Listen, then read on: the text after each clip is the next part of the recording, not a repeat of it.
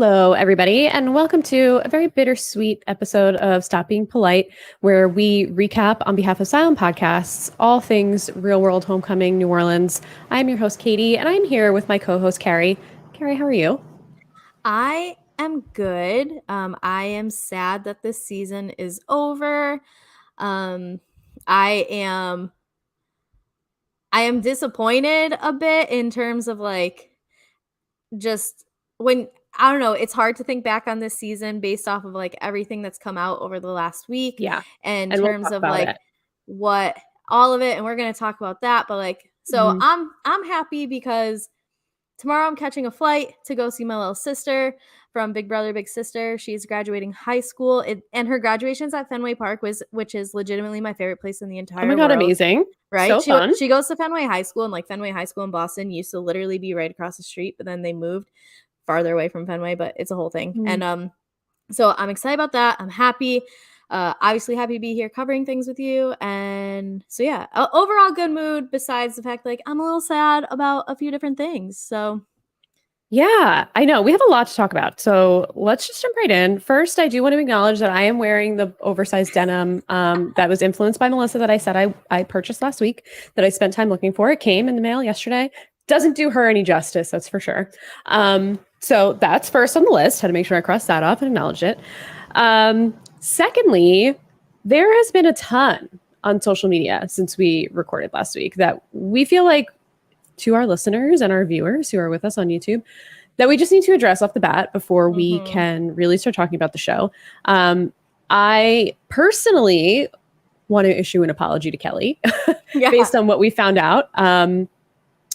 Kari, I know you kind of expressed some of the same sentiment. So we'll get into everything that came out over social media over the week, because it just feels like we had a stance last week on Wednesday, and this is what we get for being on top of it and covering it the day it came out. Yeah, I was we miss everything.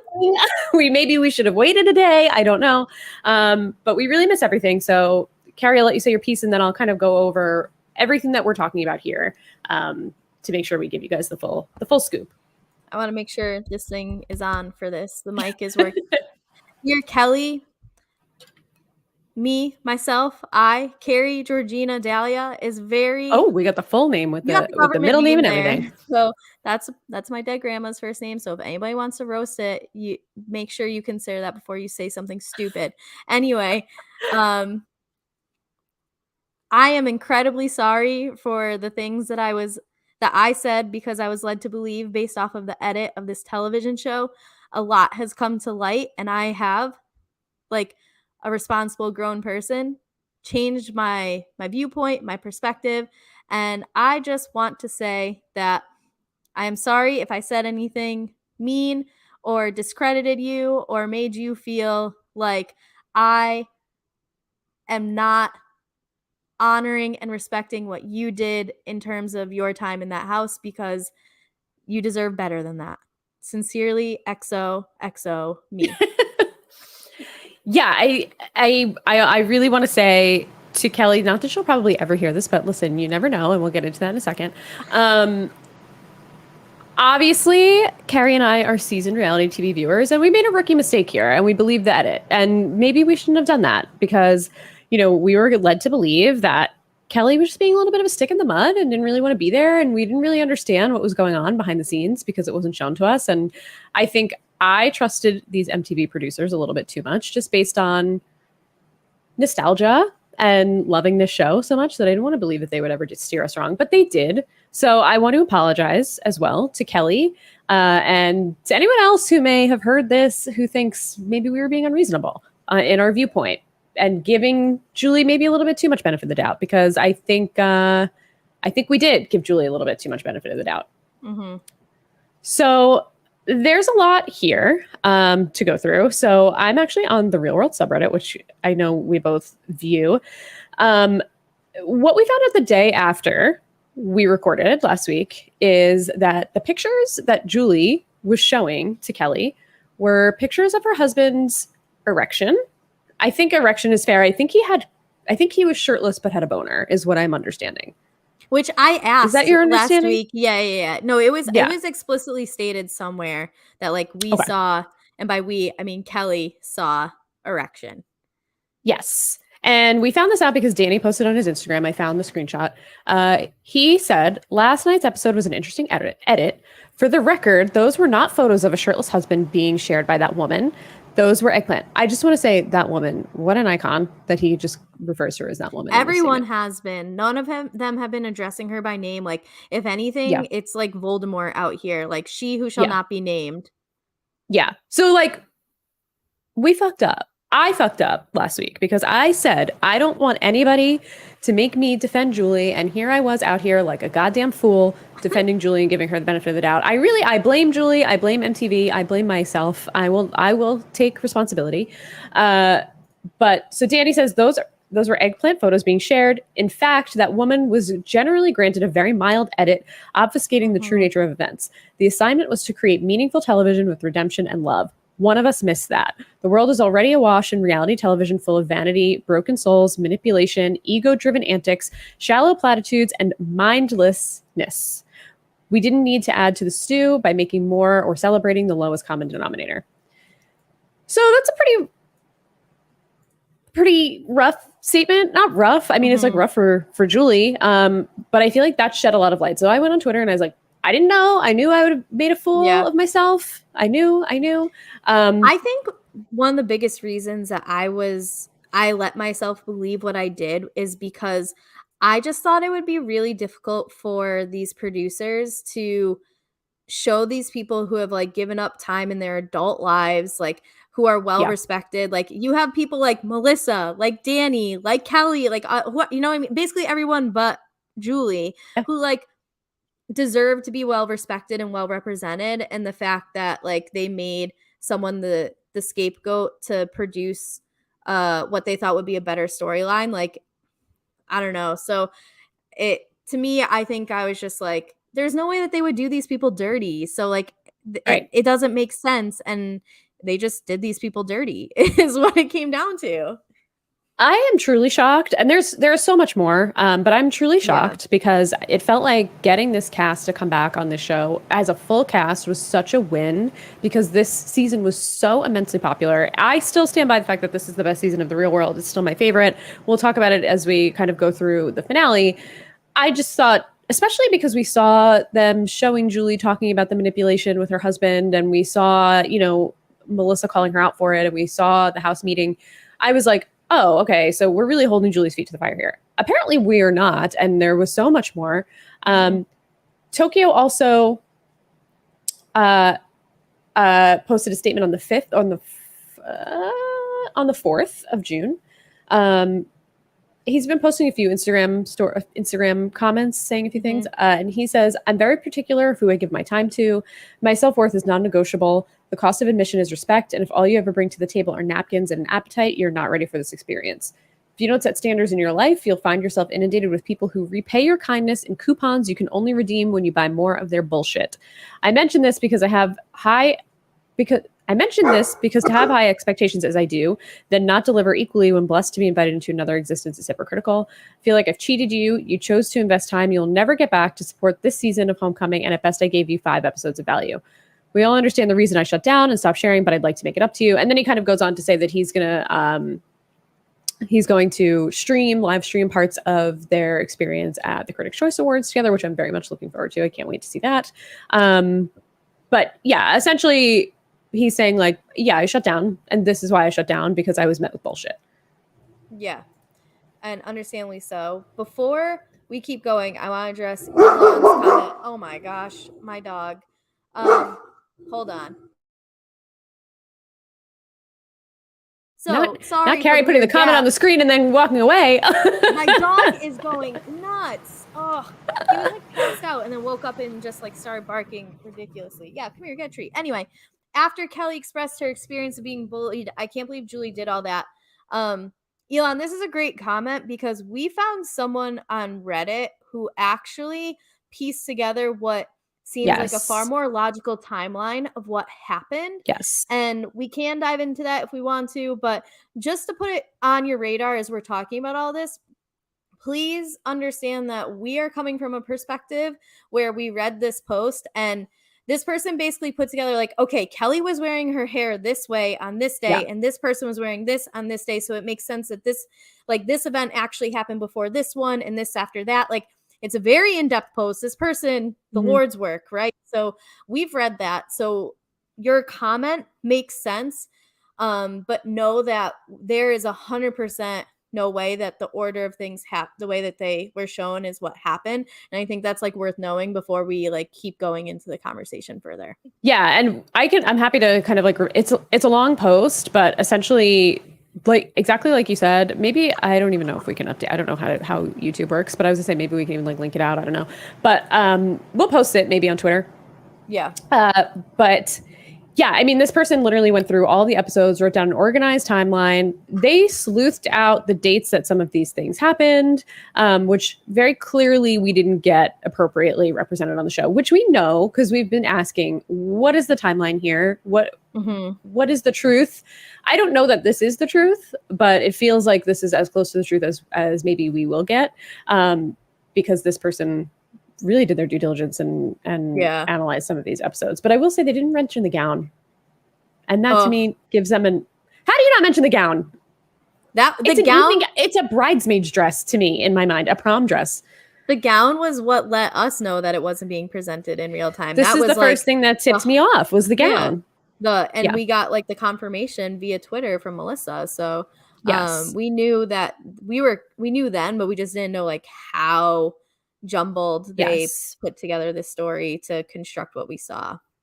Yeah, so essentially they sleuthed out that brunch was around day 9 and that Kelley left then and that Paul happened after that, the swamp boat tour happened after that. Obviously the final dinner and the mural painting took place after that because we know Kelley wasn't there. We got a post from Kelley yesterday before the episode aired. Scrolling back up. I've been scrolling all over the place. And she made a statement about her leaving the show. So I'll read that to you guys now. This one is also a little lengthy, but that's okay. I think it's worth it.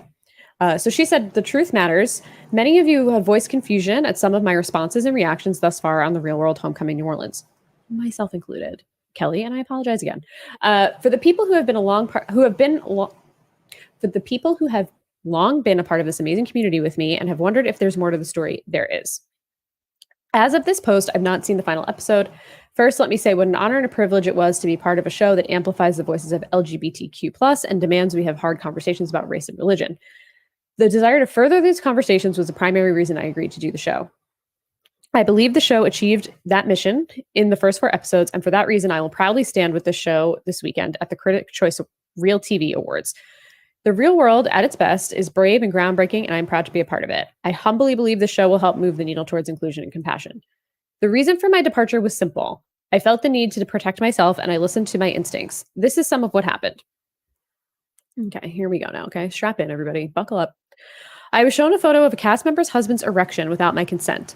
I was asked on many occasions how many times I had masturbated, and I was baited into conversations of sexual nature against my consent. These things were gross and uncomfortable and should not happen at work. However, they were not enough to make me leave a show I was excited to be a part of. The following is why I made that decision. The day before I chose to leave, which is 5 days prior to the end of scheduled filming." Okay, so now we know it's not the last day. We've been asking. Now we know. She confirmed. We made 5 our own days boundary prior. last week, right? We were like 3, 4. Okay, 5. 5 is a full work week. Yeah, that's a long time. 5 days is a long time. In a situation where you're uncomfortable, 5 days is a long time. And it's 24 hours If it was a day 2 days, too. Right, you can't escape. Yeah. Okay, the day before I chose to leave, which was 5 days prior to the end of scheduled filming, this cast member, on our day off with no main cameras were operating, I was angered that I seemed to have broken the coffee machine. I offered to fix what was broken, and the cast member screamed, "You fucked it up," and became irate. This person threw their arms in the air and screamed, "How does it feel to be a fucking idiot? How does it feel to be the dumb one?" while she backed me into a corner of the kitchen. I tried to disarm this cast member and said I was sorry. The cast member then got in my face and said, "No more Mrs. Nice, their name, for you," and continued to scream at me as I left the kitchen. It is important to say that this was a pattern of menacing behavior that seemed to be escalating. Even after this threat, I tried to remain calm and to finish the show as I intended to. The next morning, on a car ride to brunch, the same cast member said, "I have a plan and I intend to execute it." Based on the dread I was feeling about what might happen next, I chose to trust my instincts, and then it was time for me to go. Okay, so these are slides now. She continues in the comments. When we arrived for the brunch, there was a parade they had set up for us. I used that moment of distraction to quietly pack my things. I had reason to believe that a signal of my departure would raise the stakes for this individual to try and create a viral TV moment. I was interested in keeping my body safe, and without fanfare, I packed my bags. On camera, I said my decision to leave was due to my own general feelings about the show as a way to keep the calm, and be able to remove myself without further incident. You may see me hugging this person and reassuring them, all of which was my way to protect myself by remaining affable, and non-confrontational. Apparently, it's called fawning. When I say I was leaving, this cast member said, "If I stop, will you stay?" I cannot state enough how much I had struggled with this one cast member and how much they seemed to target me from the start. Other cast members had told me to leave. They said they too felt I was not safe, and I know I made the right decision. It is true, I struggled to have fun on demand, but we had countless hilarious and funny moments and meaningful, deep conversation. Lifelong friendships have been affirmed and forged. Unfortunately, that isn't the story you will see. This is the truth. I look forward to moving on from this, and I'm thrilled to get back to my community in a way I've always been and continue to be. Sorry for being distracted by all of this, and I'm excited to get back to work with all of you. For those of you who are new here and have discovered the misleading timeline, you are correct. I had already left for the visit from Paul, the swamp tour, and much more. When I was in the house, I was fully engaged. When I was out of the way of this individual, I had an incredible time. It's unfortunate you'll not get to see that side of the light. I too am perplexed at the decision the show went after the first 4 episodes, but it confirms my instincts was correct. And then she basically just says, like, for those of you who figured out the truth, I see it, you get it. And Melissa says in the comments, never apologize. All this was not a distraction. It was heart, and it's you doing the work you do and honoring yourself. Can't wait to see you. So essentially, Kelley is talking about Julie. Obviously, Julie is the one that is she who shall not be named in all of these Instagram posts. Melissa made a post today. I'm not going to go too far into it. It was pretty long in her stories. I definitely recommend going to read it. It's probably also on her Twitter. I know she kind of cross posts here. Yeah. And she explains her decision of why she decided to move forward with Julie and accept her apology. But this is, I feel like, a little bit of a bombshell to me. I mean, we knew Julie was unhinged, right? Mm-hmm. We knew this. I don't know that I expected it to be to this level. And again, I apologize for even giving her a shred of the benefit of the doubt. That's on me. I should have known. Fool me once, shame on me. Fool me 8,000 times. I mean, fool me once, shame on you. I'm like George W. Bush right now, okay? I'm really embarrassed. But whatever. You know what I mean? Can't get fooled again, as George W. Bush would say. Not that I quote him on a regular basis. I promise you that. So whatever. So yeah, I mean, what are your thoughts? What are your feelings? Because this is crazy. This is not the show. Yeah, glances in the chat says, "Fool me, can't get fooled again." It's me. I'm the fool here. I own it. Well, George, thank you for asking me this question, or should I say, former President Bush. Oh my God, please. You can call me war criminal Bush if you. I don't even remember the question. Kidding, I was busy laughing at you. Yeah, I mean, we got a ton of info. So it's one of those things, like, in hindsight, it's easier to piece together. I felt like, Melissa was the only one that I had followed on Twitter throughout the experience. And there was times where she wouldn't really reference Julie directly, which led me to believe okay, maybe they're still off. To me, it didn't become bigger picture, but we really didn't see at those times how close Kelley and Melissa had become. Right. So that kind of developed, me personally, at least, I noticed it more over the second half of the season, especially because she was commenting on their friendship. And so in hindsight, it's I probably should have picked up on how we're avoiding using Julie's name versus everyone else would get freely mentioned. We got a ton of info this week. It's not that thing is it's not surprising to me. It's more disappointing in 2 ways. One, this one person came in and managed to really have such a negative impact on what should have been a positive experience. Yeah, there would have been bumps in the road. There still have had to be talks about racism, homophobia. Oh yeah. A ton of stuff. There was still going to be heavy topics discussed, but for her to feel like she had to come in and manufacture shit. And I also just feel bad because Kelley was not just Julie's scapegoat, but also production's scapegoat. And Yeah. they could have really honored Kelley. They really could have done us all a favor and shown Julie in her true light. And I think I read somewhere, I think it was Kelley's post, where she said that like production was like, oh, we didn't realize some of the things that had happened that you're saying happened. They, not that they like didn't believe her, but they're like, Mm-hmm. we didn't catch that or whatever. I don't know. Obviously, Mm, like it's hard to believe that at this point either. So yeah. it just sucks that like they had the opportunity to kind of showcase how there was 6 people who really came to this experience for the right reasons. I feel like I'm on a Bachelor podcast. And then there was one who didn't. Instead, they decided to frame Julie in a way where she had moments of like, oh, maybe she is growing, and it made Kelley look like, I don't want to say the bad guy, but like she couldn't It kind handle of it just like made it, Twitter. yeah. It made it seem like Kelley was unwilling to, I don't want to say cooperate, because cooperate is not Play the word I'm looking for, along, but like be a part of the yeah, just experience. to, right, to like Yeah. kind of work with everybody and participate and have a good time, when obviously that was not the case. I mean, what episode did we see the swamp tour? Episode 3, and Yeah, we very noticed that Kelley early. wasn't there, and we were shitting on Kelley for not being there, when it turns out she wasn't even in the house at that point, Yeah. because we were shown these events in such a misleading order. It's frustrating for sure, and just the impact that it had on so many of these amazing cast members in this house that truly I feel like are the heart of the show. Melissa is the heart of the show.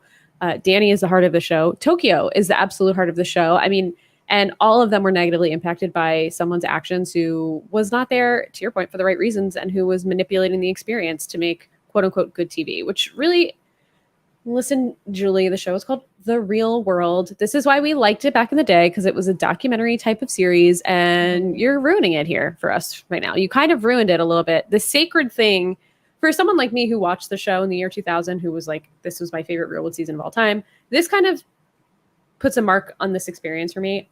And we'll talk about the season as a whole once we start talking about the finale, but I'm just disappointed that it ended off this way, because I was feeling so great about just having these people on my screen. I still am. I'm very grateful that we got this, but I'm just very disappointed that they chose to edit it this way and not show us Julie's true colors. Yeah, I agree 100%. It feels like we were manipulated. The castmates were manipulated. Almost production feels like either they were manipulated by Julie or were part of the manipulation. So that's just frustrating. If you listen to our Real Housewives podcast, you guys know I talk about this all the time, that I don't like it when people plan storylines and put fake storylines out there, and that is what we got. So that's that on that. We're sorry again, Sad, Kelley. kind of a bittersweet way to end our season here. But yes, Kelley, we are sorry again. On the more sweet side. Yeah, that was the bitter. Let's talk sweet. We got some sweet coming up. Yes. So the other day, I think it was Thursday, actually. It was Thursday, because our podcast hadn't been put out in podcast form yet. Yes. Because I didn't I usually do it the night of, but I think I like went and picked up my boyfriend and came back and just fell asleep. So I did it the next morning. Normally I do it the night of, did it the next morning. So I know our podcast wasn't up. Yeah. It was Thursday morning. I woke up for work. It was like 7 something, maybe 8 o'clock. And I'm looking at my phone and I'm like, I don't have my contacts in. I don't have my glasses on. I'm like, oh, my phone's buzzing. And I'm looking at it and I see, okay, everybody brace yourselves. I see Kari's name. And I'm like, okay, Kari. And then I see Melissa Beck. And I'm like, hold the fuck on right now. What? So I'm like, no way Kari messaged Melissa and just shot her shot. Because the night before when we were podcasting, if you guys listen, you heard we were like, we're going to do it. We have to ask her. We say it every week that we want her to come on. She likes our tweets and she like tweets back at us. She follows us now. Boy, was I mistaken when it was actually Melissa who messaged us and said she listened to the show. Beyonce at us. She did honored. I'm honored. And I immediately was like, my heart was palpitating and I was like, holy shit. And then I also immediately got extremely embarrassed because literally that night I was talking about how I was like cosplaying as her, which I'm doing today. I was like, wow, I can't believe I'm just talking out there. Like no one is actually hearing all the crazy shit that I'm saying because I'm so embarrassed. So long story short, I'm not going to divulge our whole entire conversation. Melissa's going to be on the show tomorrow with us. We are interviewing her. It's not going to be on video, but we will put the audio podcast out. We're so excited. It feels so surreal that I know you fell in fast love with her. She's someone that she talks a little bit about how in the episode this week, how she really means a lot to a lot of people and she wants to cherish that. And that is me. I am one of those people who she had such an impact on back in the day in the year 2000. And I can't believe that this is happening and that she even knows that I'm a person that exists. So I'm so grateful that she's going to give us some of her time. And I can't wait to talk to her. I can't wait to dig in on all this with her because there's so much to talk about. Yeah, it was wild. I woke up a little bit later than normal. And so I open my Twitter, see I have a DM, and I'm like, what? And so I didn't even read everything. I literally, without reading, just in all caps locks typed, whoa, what did I wake up to? Yeah, I think I started messaging you and just sent you gibberish because I couldn't type words. I was like, what's happening? What's happening? What's happening? I was shook. It was really cool because for one thing, to have someone who's on the show reach out, especially when we obviously didn't know that Melissa's listening. I approach this kind of why would I ever think that? I assume the only people that are listening are the ones that are responding to us in the chat, and then Same. that's it, it's just whoever. And so for her to reach out and say that she likes our coverage, and that especially because we haven't always, or we're not blowing smoke up everybody's ass. We do come out here and say what we're thinking, and obviously both of us love and respect Melissa, and we said this before, so it's not like I'm kissing her ass now, but so obviously I might be kissing her ass even a little bit less because I'm embarrassed for the amount of ass kissing, but she knows our true feelings. Yeah, and so if she said she's listened, and the fact that we've had to say we choose to say critical things but we also say positive things, and we obviously have enjoyed this whole experience, but for someone to reach out and say that was just so awesome because we don't get paid for this. This is a hobby for us. No. And so it was just really, really cool because both of us have been putting in a lot of work podcasting. We've been putting the hours in, we watch the show, we take the notes, we care about this. And so to have some sort of validation for it was really, really cool. And so I am so excited for tomorrow. So excited. It's that I've been counting on the seconds. This has been such a slow week because we've known about it for a week out. So yes, tomorrow there will be a podcast with Melissa on Silent Podcast done by the two of us. Yes, check your audio feed for it. We'll obviously post once it's up, but we're not going to put the video up on YouTube. So just so you guys know, it will be in audio form if you would like to listen. But thank you again to Melissa, if she's listening to this right now. Currently, you never know. For just you're someone that we love and admire as love in a relative. We don't actually know you, but we love to watch you on TV, and we admire and respect you. And we're just so happy to get to talk to her and just hear all the things that she has to say about the season, especially right after the finale. What an actual honor to get to recap this entire season with her and just get all of her opinions on all the things that happened, especially now that we know what we know. So it all just kind of comes full circle. So also, sorry for having really bad opinions last week. So we're really excited about that.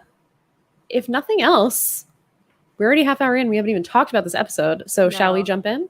Yeah, definitely. I am ready for, as I told Katie prior to the show, my longstanding tradition is the last episode of a season, I tend to not take notes and just go off of vibes when it's a finale type of thing. So I feel finales, especially for reality TV shows, are usually the worst episode of the season. Not always, but for a lot of them, because it's usually just a lot of culmination to saying bye. They don't tend to wrap up loose ends or whatever. So to me, it's all right, I can watch this and just talk about it. So I'm here for last episode vibes. Let's do this. Let's talk about the vibes. I think, before we even start talking about the episode itself, I just want to say about the season as a whole, even though I know we were just very critical of the edit. I just want to say again how grateful I feel as a fan from so long ago I never thought that I would ever even get to really watch the original season again, because Paramount Plus puts out their content in a seemingly weird way, and who knows why. People say it's music rights, who knows. But I thought that this was just going to be lost to time, unless, you know, we looked it up on YouTube, which is not a ever a good viewing experience. So to even find out that we got to watch the original season, but not only that, but then we got this full cast to reunite. It was so meaningful to me because the show had such a big impact on me. And then I was just so excited, Kari, to be able to get to talk about it with you. I know you hadn't watched the season in the past, and I just like kind of threw this idea at you and you were all in, and you jumped all in with me. And I'm just so appreciative. So I've had a great time covering this, and I'm very, very sad that it's over. And Katie I'm going to says jump, I say how high. Thank you for trusting me about what content we should talk about and that you might enjoy. I was like, so I have to watch a 23 episode season in a week. I was like, I promise you it's worth it. I promise you it's worth it. I was like, okay, I got this. I'll put Housewives on hold. So it definitely was worth it. No complaints here whatsoever. Yeah. So even just the fact that this exists, I'm happy about it, even if we have our criticisms. So we opened the episode with the fake Mardi Gras parade that we kind of alluded to last week, that we talked about in some of these pre-episode recap discussions.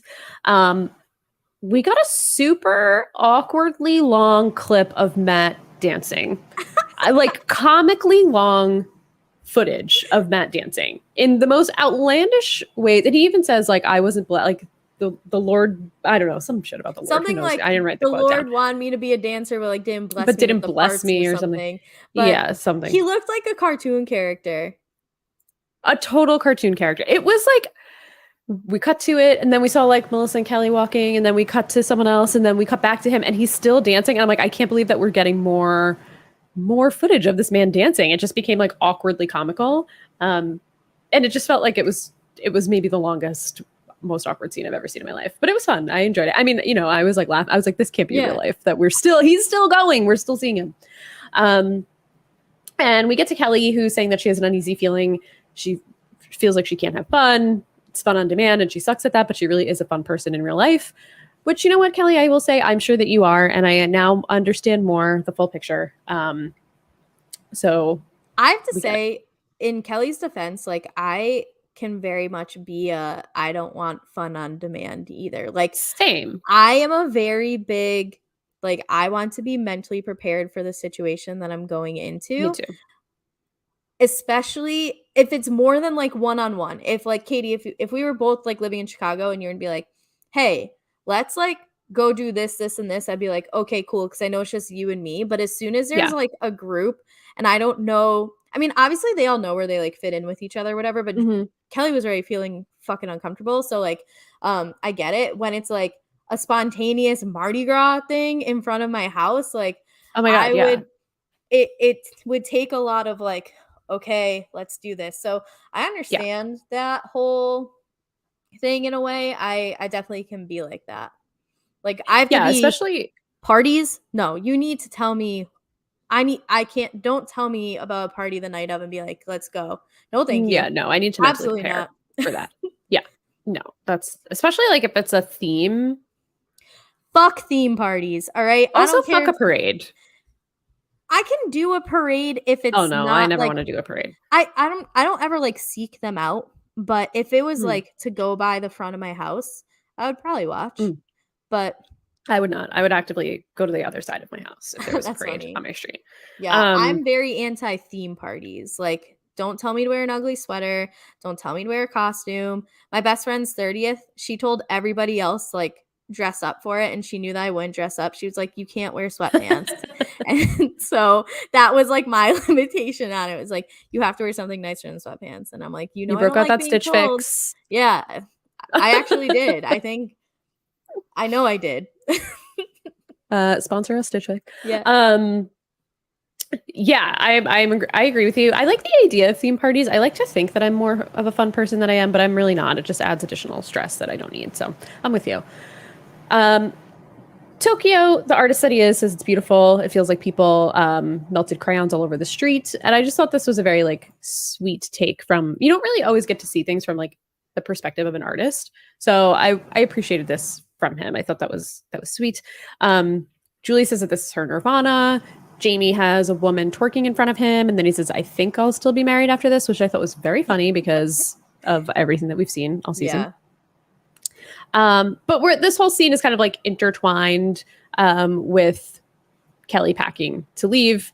Anything to say about this Mardi Gras? I mean, it seems like it is what it is. The one thing I do want to point out is that someone has a Princess Melissa print from when she painted back in the day, and she sold the prints on her Princess Melissa website.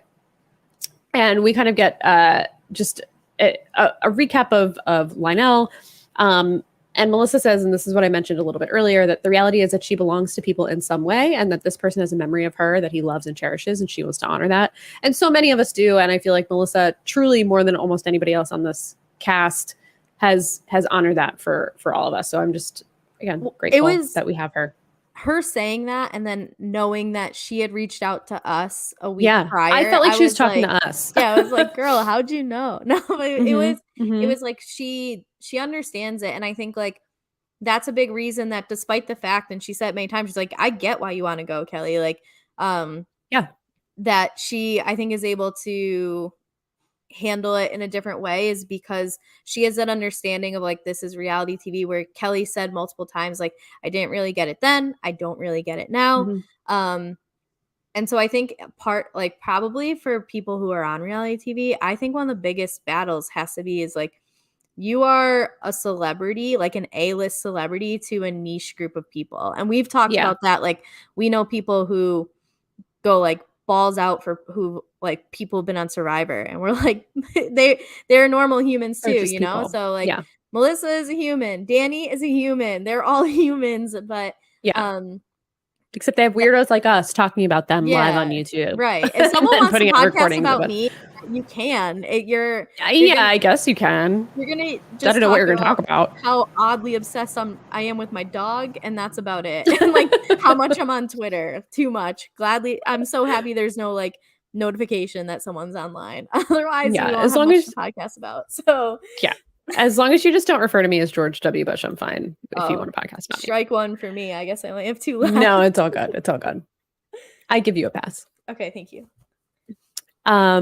But yeah, so Matt says that this is a 22-year-old memory done better this time, which I thought was interesting. He didn't especially go because to Mardi Gras in the first one. Remember, he stayed at the house, right? Or was it Tokyo that did? One of the two of them. It might have been Tokyo. I don't remember. I think it was Tokyo. I think it was Tokyo that kind of stayed back. I was like, no, I'm not going. I feel like I have like a vision of Matt like walking through the street, but I could be just.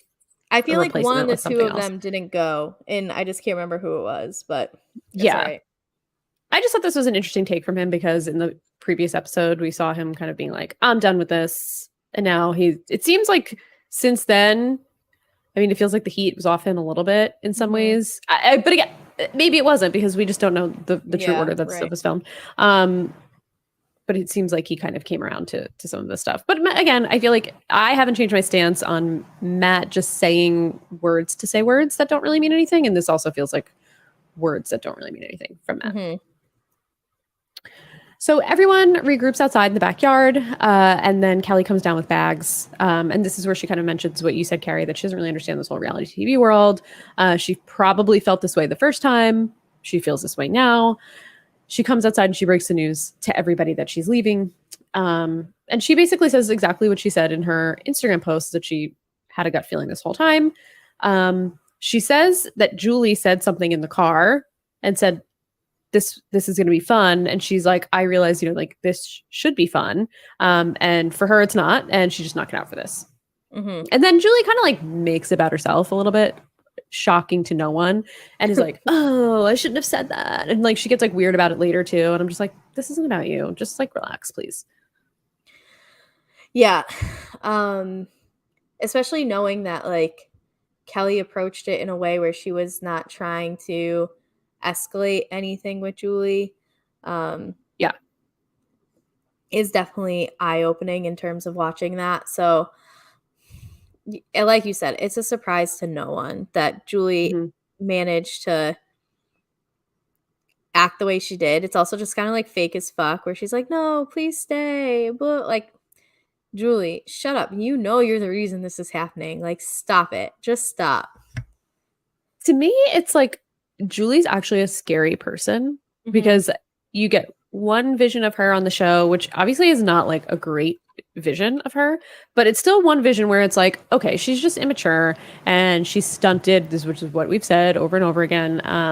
But like this goes so far beyond being stunted and immature. It's like she's unhinged and she harassed Kelley on the show. Probably other people too. I mean, Kelley fully spoke out about it, but I wouldn't be surprised if there were other. I mean, technically you're in a workplace. I know reality TV is very different, but like you're showing pictures of your husband's fucking boner. Also, like no one wants to see your husband's boner. Right. Kelley's married to Scott fucking Wolf, who's an actor on TV. Do you think she cares about your Mormon husband's boner? I don't think so. Former Mormon. Whatever. Once a Mormon, always a Mormon to me, okay? Except for Heather Gay. We love Heather Gay. So yeah, I don't know. This is just so weird to me. Just generally, Julie. And she's scary. I feel like people who are unpredictable like that are scary. And she's unpredictable and scary. We just lost a live viewer, and it's probably someone who's a former Mormon who I'm sorry. Listen. I'm just kidding. Listen.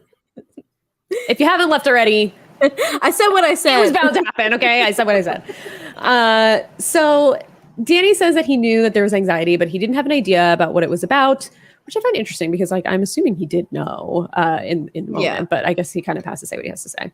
But he said Kelley doesn't do things rashly, which I thought the first time I watched it that where he said, like, Kelley doesn't do things rationally, but he said rashly. Yeah. She's logical, but when she makes up her mind, it's for a reason. We also get Melissa saying, like, you know, she's not surprised. Kelley wanted to participate out of morbid curiosity, realized that this wasn't for her, and that's that. Elon says, I agree with Melissa. She should have gone to jail. And I actually forgot that Melissa said she needs to go to jail, and I 1,000% agree. Put her in jail. Lock her up somewhere. Put her in jail. Throw her the key. Get her out of here. We get to Julie confessional. She said, you know, I've had hard moments, and this is just like, I've had hard moments, and I could have left like 10 times, but there's magic here. Even if this brings up memories and there are still things to learn. So good for her if she can just go home, but where's the learning and the vulnerability in that? And my question to Julie is, where's the vulnerability through your fake storylines? Because you're putting on a show. You're not being vulnerable either. You're putting on an act. It just was like, I had a hard time enjoying the last episode anytime Julie was on the screen. Me too. Because just everything she's spewing is bullshit. Yeah. And it was just frustrating to have to sit here and like listen to a Julie confessional. Like, stop giving her fucking airtime. I'd rather listen to Jamie. You know what I mean? Like, he doesn't say I would so much rather listen to Jamie. But he's just like a goofy bro. Yeah, let him make some little one-liner jokes versus her up on my screen. I keep pointing up because my TV is right above me. Like making these comments that it's just incredibly. So it's just rude because they're such lies. Like, stop lying to my face, Julie. Right. Cut it out. Right. Exactly. I completely agree. So Kelley says that she's been learning from everyone. She's crushed a threshold. There's nothing anyone can do. Jamie gives a confessional and says, you know, adults can do whatever they want in this experience. And he said that he wasn't going to judge anybody, but he doesn't know why she felt like she needed to leave right before the end, which I thought was really interesting coming from Jamie. But I guess it's not that. I mean, I don't know. It feels like Jamie wasn't as like deep in as everybody else. He really was just there. And he says it kind of at the end of the episode too, like just to reconnect with everybody and have a good time. And that really is, he didn't go much deeper other than like, yeah, so I'm married now and I like used to drive a truck and like .com boom. And yeah, I hooked up with Julie and now she masturbates to the thought of me every time she thinks about me. Yeah, and here's my VR set. I have to bring it up every episode. I'm sorry. It has to. I have to. So yeah, I mean, Tokyo says it's just an appreciation that she came in the first place. Kelley's grateful for the relationship she was able to cultivate, and they will flourish outside of the house, which they have been. I mean, obviously, we know now that, I mean, I think we knew anyway, but the show has acknowledged that Danny and Kelley have been very good friends since the show, but we know that she's reconnected with Melissa and that they've forged a really beautiful friendship.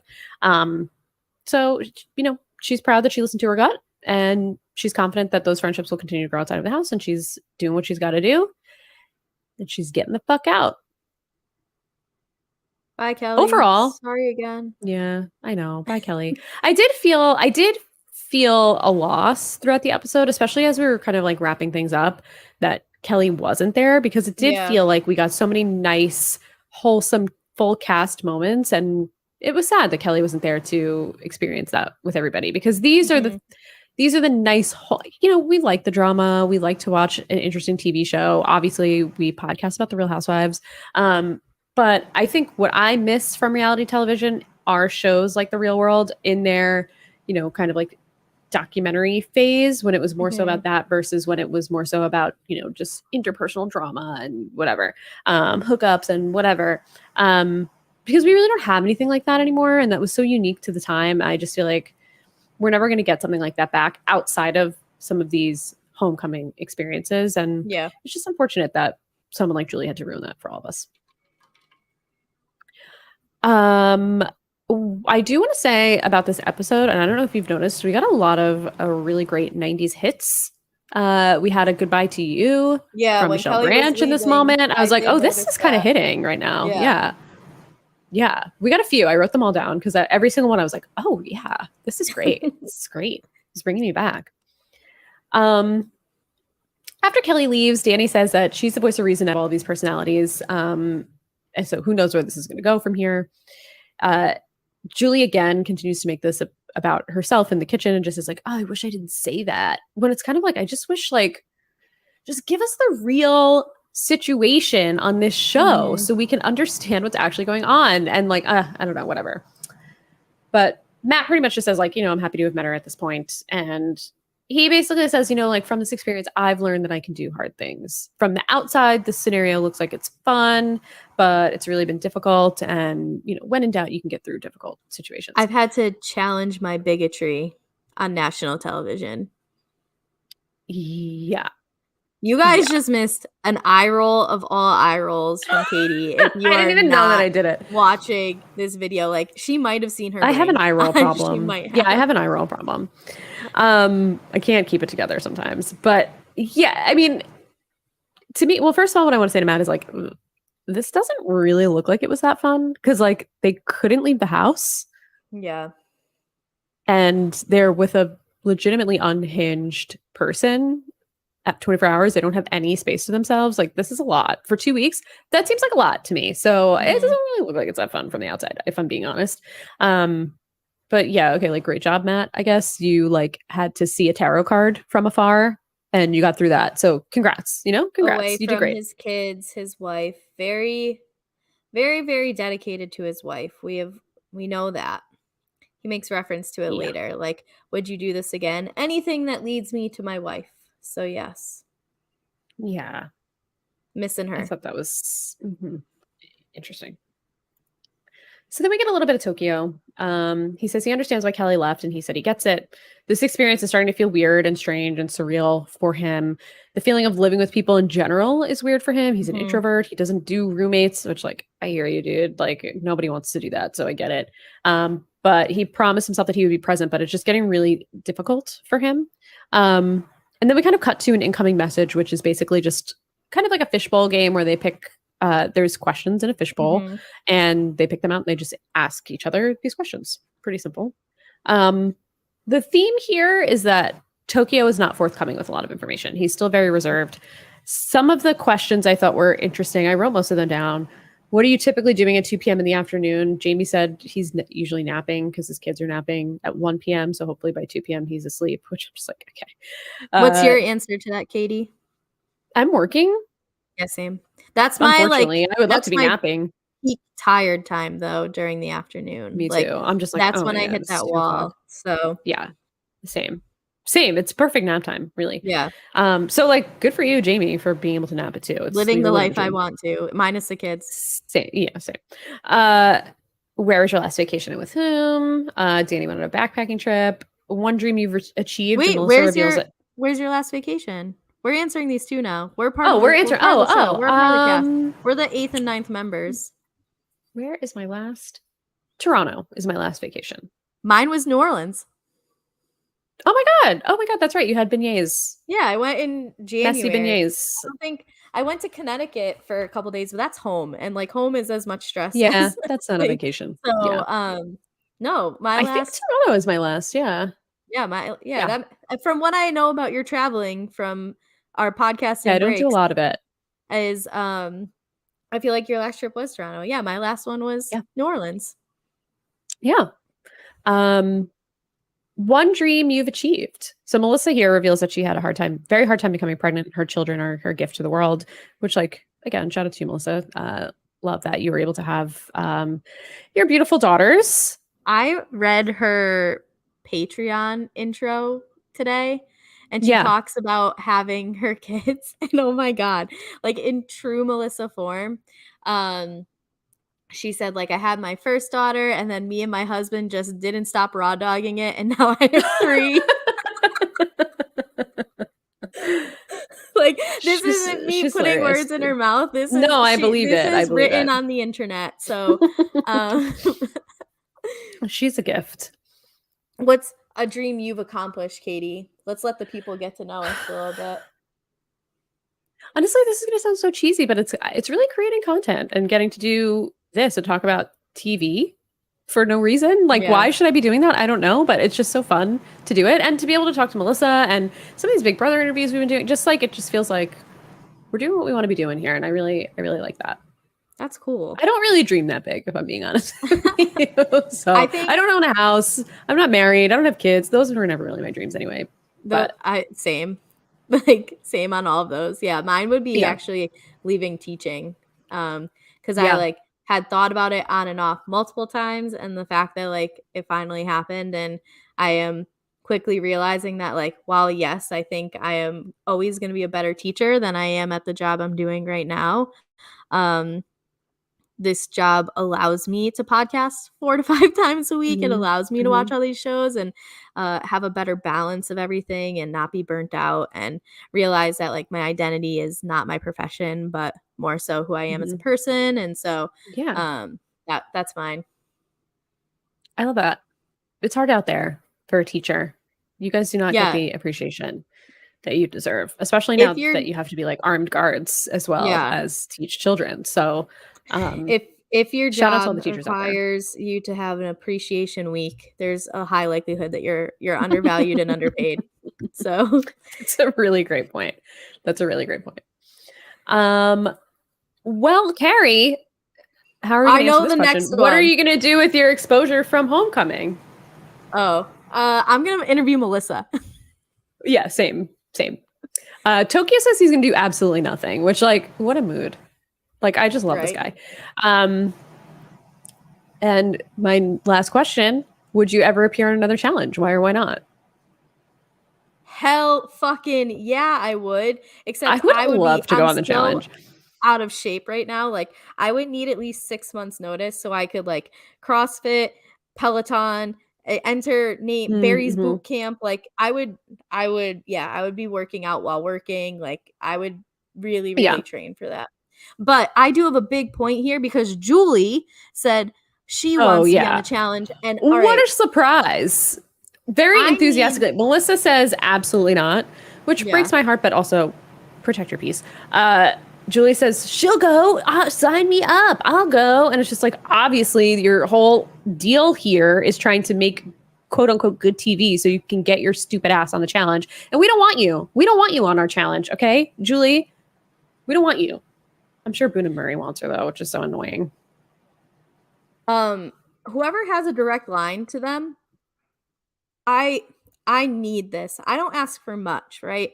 I'm a very simple person, but I swear to God, if you ruin my favorite fucking TV show by putting her on there, I Hmm. I'll do something. I don't know what. I'm not going to put anything to paper slash Yeah. audio, but I will do something. Something along the lines of, like, stealing all of your spoons, you know? Like, I'm going to Mm, majorly inconvenience your life. I swear. Like, that's that not is what an I'm gonna do. inconvenience. Yeah, yes. There was one summer I only ate with spoons, at Oh my camp. God, that sounds Different horrible. story. I hate a spoon. I much prefer a fork. We were making a point because I was always, like, the last one to eat 'cause I had to run the meals, and there was no like, 2 out of 3 meals a day. There was no forks left. So me and one of my friends just ate every meal with a spoon for the rest of the summer that's just like, to make a point. honestly, Like Kari, that sounds like my spaghetti nightmare. it was My like nightmare. we had a bit and then we stuck to it. Wow. Yeah, so I give you anyway, credit. but in conclusion, don't put her on my favorite TV show or else. Yeah, don't do it. We don't want her. I'm going to admit something embarrassing about myself. But sometimes, in relation to this question, sometimes I'll be like carrying grocery bags in, right? And they're like really heavy. This is exactly I what live I in New do York too. City. Stop. I swear on everything. When I used to walk to and from the grocery store, I'm like, I can't stop. Pretend you're on the challenge. You have to carry this the whole time. Kari, this is why we're meant to be friends, because I'm so embarrassed that I do this. I'm like, my face, I feel like I'm getting hot. I'm so red from I live walking in New right York now. City. Me too. I feel like my cheeks are very red.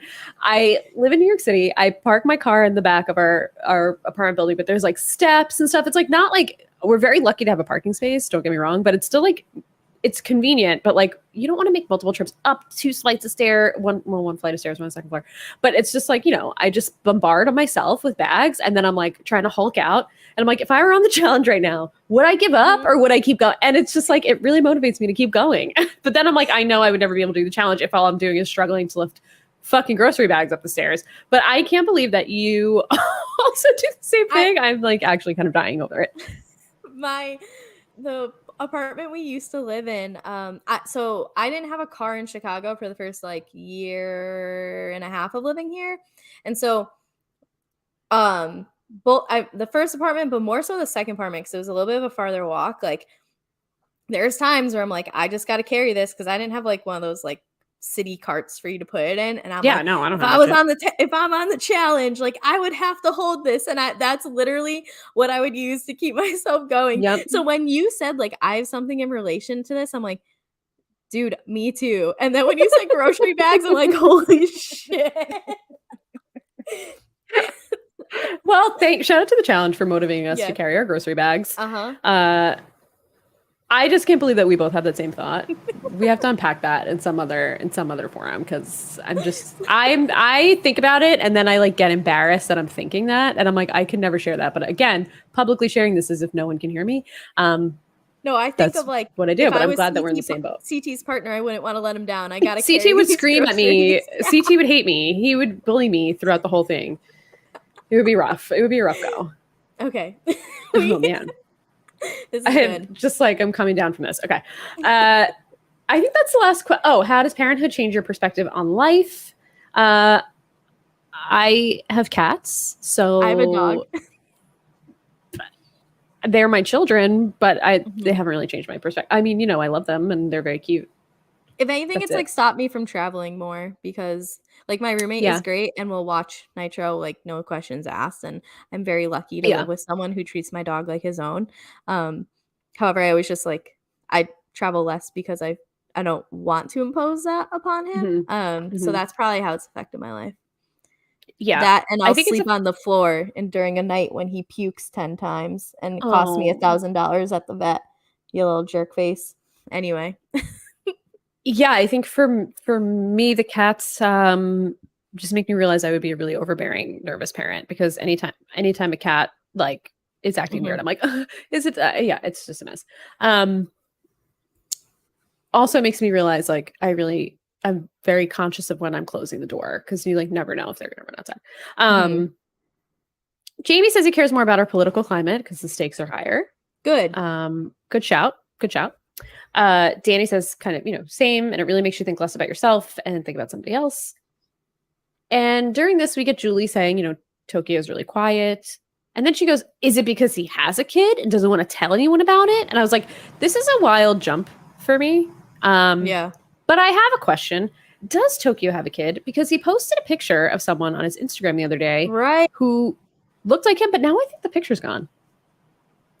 Is it gone? I noticed that as well. And the picture's gone. So is that his daughter? She looked just like him. Yeah. Right? I don't know. Maybe. Maybe. I don't know. Listen, I don't know. I'm not going to assume that. The last time I assumed something, I had to issue a formal apology to one of his castmates on a podcast. It's true. So It's true. I'm not gonna We're gonna be assume formally anything. apologizing to Tokyo tomorrow when we talk to Melissa. I'm just gonna start Um, writing handwritten letters and, like, mailing them to PO boxes. I'll just give them to Jamie. I still have to buy a yeah. ticket for that fucking brunch. Um, Oh my god, yeah, you should. I I wonder if looked Tokyo will at be there. them. We I found had out. it I know he is in Chicago. Didn't it seem like at some part in the episode that, Jamie made it seem like the 2 of them have seen each other a couple of times? Yes, he said that. He said it. We'll Okay, definitely I get there didn't know because if I I, have a like, lot of bones to pick with imagined it. this. No, he said that. And I'm annoyed because I'm like, why are we pretending like these people forgot that each other existed over 22 years Yeah. when we're finding That these they little all bits and pieces that they all Mhm. have different types of relationships. Maybe not all of Yeah. them together, but like there's relationships there. Ugh, it's frustrating. Um, I thought this was a wild jump from Julie to be like, does Tokyo Yeah. have a kid and just not want to tell us? I'm like, what? That would like never have crossed my mind unless I knew something and wanted to like sleuth it out. Mhm. And then she goes, or is it because he doesn't have a kid and it's making him feel uncomfortable? It's up to him, dude. Who cares? Shut up. Right. Julie basically says like, your art's your child, and she's impressed by his process. And we are starting to see a little bit of pulling back from Tokyo. And you and I think, have kind of noticed this too. We keep saying we're not getting as much Tokyo as we Mhm. want. It seems like after the first few episodes, he really was a little bit more withdrawn. And we see him start to answer what Julie's saying about art being his child. And he goes like, I think, and then he just stops and he thinks for a second and he just is like, thank you. And he feels like he's really choosing his responses and his words very carefully. And I just feel sorry that he is in a position where he's been made to feel like he has to do that. And if you, like, think of the Tokyo we got, we really didn't get a lot of it. It would or of Yeah. him, not it, of him, in the fact that, like, a lot of it was the night out and the reaction to it. It wasn't so Mm-hmm. much like him telling us what's been going on. And then when we're getting like fun little bits of conversation with like him and Melissa, especially like engaging in the kitchen and the songs and stuff, but otherwise, like, not much. We had the Come On Be My Yeah. Baby Tonight segment, but still that is like him and the music. It's the exact same wall he put up 20 years ago. We really Mm-hmm. didn't get a ton from him. So I'm actually like really I started following him, I think, on Instagram somewhat recently, like within last week or Mm-hmm. so, that I'm like excited to see that hopefully he opens up more. And I don't know. I'm like Tokyo, I'm not going to stalk you out, but like also I'm hoping maybe there's a chance that he'll do something with this. I know he said I'll just like fade to the background or whatever, Yeah. but if it's in Chicago, like I will be there, Tokyo. If there are 10,000 people there, I will be one of them. If there are 100 people there, I will be one of them. There's one Mhm. person there, it's me. Yeah. Yeah. I love Tokyo. I think you'll be pleasantly surprised following him on the internet because he has been seemingly a little bit more open. He did make a post, and I know I've read 100 Instagram posts already now, but I do want to say, because we're about to get into the Tokyo of it all anyway, that he posted on Instagram the other day that he decided to find Melissa's Instagram simply to say hello. We exchanged pleasantries, we exchanged numbers. It was nice. Mind you, she hadn't heard from me in 22 years. So this was very random, like out of nowhere, just decided to find her. And then he said the very next week, BMP/Viacom calls her to gauge her interest in doing the reunion. They were calling all the cast members to gauge interest, but they couldn't call me. I deleted, erased, changed, and moved on from any of the contact information I had during that time. The only reason they were able to contact me is because Melissa had just gotten my number a week prior. She called me and asked me if she had permission to pass along my contact info, and now we're here. The universe told me to get in touch with Melissa. Had I ignored the universe, no one would have found me. True story. So pretty interesting that he just kind of like felt this urge to hit up Melissa after 22 years, and then poof, out of nowhere, But do you Viacom believe reaches it? out. Because then I Danny and believe it. him, I mean, he's Danny, Jamie and him have been in contact. So don't you think that they could have gotten his info from Jamie? That's that's also true. Yeah, that's true. Um, I wonder if like so the way that Jamie phrased this, we're kind of going out of order here, but I think that's fine. Was that I've seen him in Chicago a couple of times, and he seemed like totally different, very much more at peace and much more chill.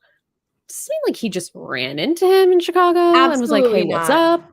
The No, probability okay, of running into someone here, especially assuming I don't know if Jamie even lives in Chicago. I have a feeling that he lives in a He said they suburb live in the close. same neighborhood. That's what he said. All right, I have to go to this fucking brunch now. Shit. Mhm. All right, I'm gonna buy a ticket while we're Mhm. talking. So if it looks like Oh my I'm God, on my okay. phone, it's because I am. So Okay. Okay. Yeah, listen, investigative journalism. We gotta I can't know. believe What is the I'm truth? We need to know. ticket for. I did And plus promise anything we can do to myself. keep this podcast alive, we can do a I recap of know. the brunch with I mean, with I'll Jamie. ask Jamie to come on. Don't please at this point, because especially after that, I'll be like, talk to Melissa. Like we're legit. You know, I know we talked about this last week and we were like, maybe Jamie will come on. And I was kind of like, I don't really want to talk to Yeah. Jamie. No, I want to talk to Jamie, actually. I think I do. I don't really know what I would ask him, but I just want to see what the vibe is like. You know, we'll operate on vibes. Yeah. Yeah. No notes, all vibes. You know, no all vibes. So while you're buying your ticket, I'll talk a little bit about Tokyo and give just kind of the update on where he's at, what he's feeling at this point in the show. He is steering away from the answers of these questions. Everyone's answering them, but Tokyo just doesn't feel comfortable. Melissa has noticed that he's been dipping and dodging is how she put it throughout the experience. And we get a lot of clips here of Tokyo kind of like excusing himself or being on his own. I think we get a clip of him eating like Popeyes by himself at 2:30 in the morning, and like this just break. I'm sure he's fine eating Popeyes at 2:30 in the morning by himself in the living room, but like it just breaks my heart that like this guy was made to feel like he couldn't participate in this experience.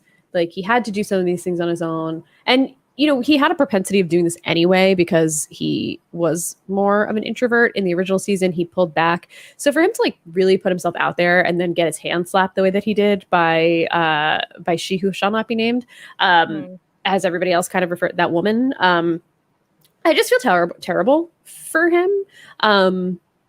And I just want to, like we've said in so many, protect Tokyo at all costs. I want to put him in like a little cocoon and just make sure no one ever hurts him because he just makes me sad. But like in a happy, not a happy way. Like I don't know. I just want him to be okay, and I'm sure he's fine. I'm sure it's just me, but I just he just seems like such a gentle person. I do have a theory, which is I think Tokyo is realizing that he is coming out of this experience with a far better like reputation than maybe he did out of the original season. You know what I mean? So I think that's why we're seeing Tokyo share stuff on Instagram, like maybe putting up a picture of a child that may or may not be his. Again, I don't know. I'm not going to assume. But even in these posts of like recognition of like, yeah, you didn't get all of me and I owe you that. Like, I think part of it is, okay, he's seen most of the season. He knows the last episode, he didn't do anything like that's going to get him shunned or whatever. So I could see him being a bit more open to being open due to the reception he's gotten from here versus watching the original season, I'm sure he got a ton of shit for isolating himself and doing his own thing. And everybody Jamie straight up said we're having this meeting because David, you're an asshole. You're an asshole. So yeah. Like no one's saying that about Tokyo this time. That I think that's why we're getting a bit more. Yeah, I could see that. I think from something that I saw on the internet, not in the episode. Yeah, totally. I think he posted on Instagram back in like the first episode or two that he wasn't watching the episodes, but oh really? I don't think that necessarily means that either he's still not watching or that he's not getting a ton of reception or that his, you know, I see Melissa commenting on his Instagram all the time. I think he does keep up a relationship with at least her. I don't know about anybody else on the show, but at least her. So I'm sure she's giving him the goods, you know, and keeping him abreast of the public reception if he's not getting it himself. But yeah, I think it's probably like a feeling, right? Like he went in with a more positive attitude and he really put himself out there and tried to be a protector of Julie. And that really came back to bite him. And I think it kind of put him in a position where it felt like he couldn't trust his instincts maybe in the house anymore. Like he put his walls down and then something bad happened to him, so then he put his walls back up, which I think is a very natural reaction. Yeah, absolutely. And I think he probably realizes, like, you know, and I don't want to put words, I don't know, but I it feels like he kind of realizes that that's what he did and wants to acknowledge that that's what happened, because he's just in a different place in his life now, it seems. But again, I don't know. Those are just a lot of assumptions that I'm making. Yeah, I also have to guess that based off of Melissa agreeing with him and also defending him, like they had side conversations of like, oh yeah, this I'm sure. bitch, you know, like that he knew he had someone in the house who saw things from the same perspective as him, which I'm sure more than just Melissa did. But I mean, Melissa seemed to be the one who is the most vocal in her support and I guess like resistance to Julie. Yes, 1,000%. And I also think it can't go unmentioned that they are the only two people of color in the house, and that, you know, as the two Black people in the original season, the only two Black people in the show, Melissa really wanted them to bond in the early season, and really stick together. And it didn't really happen. And it felt like they really had a chance to reconnect this season. And, you know, I think obviously she understands what's going on a level that no one else in that house could have understood, watching Julie's behavior. So I think that also probably made her feel very protective over him. And he probably sees that she's a person that he can trust. We also, in this montage, you ticket spot? I have a ticket. I'm going by myself. So I have to buy this ticket this far out and mentally prepare myself to be social and be like, yeah, I have a podcast on The Real World. I'm going to be that fucking millennial, like going solo to a brunch. I'm going to need to drink beforehand. I'm going to have to like down a bottle of wine in the parking lot or something. No, I'm just kidding. Definitely. I'll go in. I'll win over. I'll win over the crowd. I'll get Jamie on the podcast. Brad's also going to be there. I don't know. Awesome, Brad. I mean, we got a lot of. Brad makes me feel skivats a little bit, but that's for a different podcast. And we talked about it anyway. If we were to break this, the guests down into like brains, beauty, and bronze, I think we have a lot of brawn coming to this brunch. Yeah, for sure. Is Derek going to be there? No, surprisingly. And like one of the reasons they do a decent amount of Chicago stuff is because Derek's from the Chicago area. So it's interesting to me that he's not going to be there. And someone said like, oh, is he going to be filming something?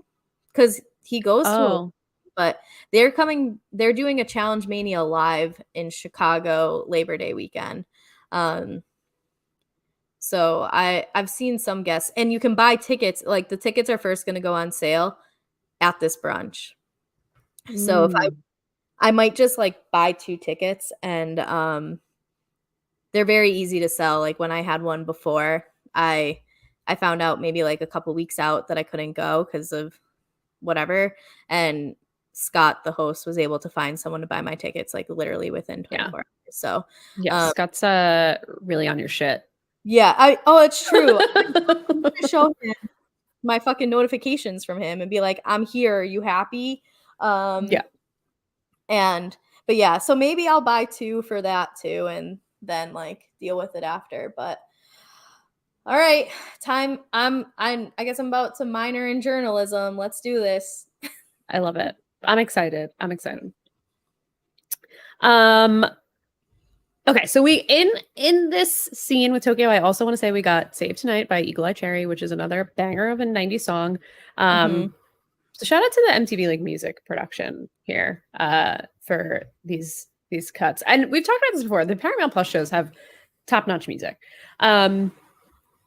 Tokyo comes into the room with Danny, Melissa, and Jamie as we're kind of like having this discussion about Tokyo, not them at this moment. Well, they might be actually talking about Tokyo at this moment, but just generally, the show is kind of having this narrative about Tokyo. And he comes in the room, and he's not wearing his headband. He's not wearing his glasses.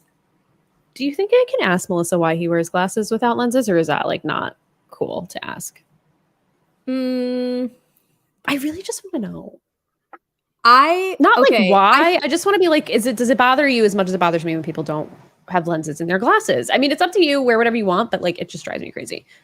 I think Just get like blue there's a way that you blockers. could go about it where you talk about like, so you didn't even like utilize Julie's hookup for glasses, like because Tokyo could have used them too. He wears glasses, right? But would his be cheaper because there's no lenses? uh, Hmm. like there's a way where it could be funny. I don't I don't know. want it to seem like I'm making fun of him because I'm not. Like, dude, this is you. Whatever. It's a Yeah, pet whatever peeve your of mine when fashion people do is, this. I same, but I just disagree with that fashion choice. Maybe we can ask her like beforehand. Yeah, yeah. Okay. Okay. It's like, Yeah, all we right, won't we put him have on to ask you blast. this question because we don't want to cross the line, but we need to know the Yeah. answer to this. Yeah. I mean, it's not even like I don't even like need to know. I don't know. Maybe I won't touch it. We'll see. We'll see how we feel. But Melissa says she likes this look. It's new, but also familiar. It's just Tokyo in a t-shirt. Uh, and he says he kind of, he comes in and he says he wants to get like individual pictures of everyone. And Jamie is kind of like, oh, I wanted to ask you, like, is there any ideas for anything that you want to do, like, as a group before we leave the house? And he kind of like doesn't really say anything. And then, Jamie's like, or you could think about it. And he's like, yeah, I'll think about it. And he walks away. And then the three of them start talking about Tokyo and how he feels like he's pulling back. And this is where Jamie says that they live in the same neighborhood and he's seen him a few times and he seems more chill in Chicago. Open to interpretation. Yeah, Did he I'm run gonna into need. them? You say no. New York is a big city, but it's a small town, and you run into people all the time in New York City. The amount of times I'm out with Matt, my partner, and he's like, I went to college with that person. I know that person. I went to college. I I'm like, mean, every time we leave the house, you see someone that you went to college with. We live in New York City. Like, how does this happen? He didn't go to college in New York City. He went to college in Delaware. How are you seeing people that you went to college with all the time maybe in Jamie's New York not City? lying, like because Lavelle's the same way, but like Lavelle's also worked in the hospitality industry, Yeah, like the service industry specifically for a long time. So like he knows so many people. So I get it. Let's put it this way. I will find out. I just spent like 50 love it. bucks to find out. So Specifically to ask this question, you spent $50. yeah. I love the dedication. It's gonna be like everybody gets 3 questions. Go ahead. And one And of you're mine gonna is be gonna like, be so, excuse like me, I need to know. I need to know. One, do you actually live in Chicago or do you live in the suburb? Two, did you plan this meeting with Tokyo or did you just run into him? But yeah, he basically says he still seems very chill. He seems much more chill in Chicago, but there's still a lot about him that he doesn't know. And Melissa's kind of like, I'm overthinking, but we still haven't even really sat down and dug into like, what is his life after the show? It feels like he's hiding here. He keeps saying in the conversation that he wants to be present. And she's really trying to come from a place of empathy and compassion, but she just feels like she's getting increasingly frustrated, probably similar to how she was feeling in the original season, yeah. because he's just not ready to connect on that level. And they really just don't know anything about him. And I feel like, this is very similar to what he was like back in the year 2000, except it was like a little bit more, felt a little more purposely guarded, where this, it's like he wants to be present, but he's pulling back, where back then it's just like, he obviously was just in a different place. So we get a confessional from Tokyo. And he says going through the real world, both then and now, it just takes up a huge amount of energy that you store up. And he says a few instances here that took so much energy from him. The club incident with Julie specifically is the first one that's mentioned. And we get a flashback of him trying to get her out of the club and then also helping her all night. I mean, can we talk? This man slept on the floor next to or almost in her vomit on a fucking towel. And this bitch, I mean, listen, we've talked about it. I'm not over it. Then the house meeting took so much energy from him. Come on, be my baby tonight. Even just the decision to do this and thinking about this, which obviously had a huge impact on him, which we saw in last week's episode, to make the decision to go ahead and record it and revisit that song took a whole bunch of energy. And he's just not used to having to share all the time. And this is all very extremely personal for him. So when he shares, it's just really important to him that, that it's going to a place of trust, and it just takes a lot out of him. And I get it. And yeah, he is a true introvert in that way. This is, I mean, just imagine, even if the Julie shit didn't happen, right? Like, it's still a lot, like we said. It's 2 weeks where you are sharing a space, you are out of your normal routine. You have cameras on you almost constantly. Like it's draining. And especially like I feel like in your 20s when you're still like, yeah, like let's go get drunk. Let's go, like there's less inhibition, and it comes a little bit more easier, or yeah, more easily if like even if you are an introvert. But by the time you're 40 something, like you're set in your ways. This is Yeah. to revamp it. I got you, Tokyo. I feel it. No, 1000%. And I also feel like even just making the decision to come into this experience, knowing how things left off when he left originally and how the season went for him the first time.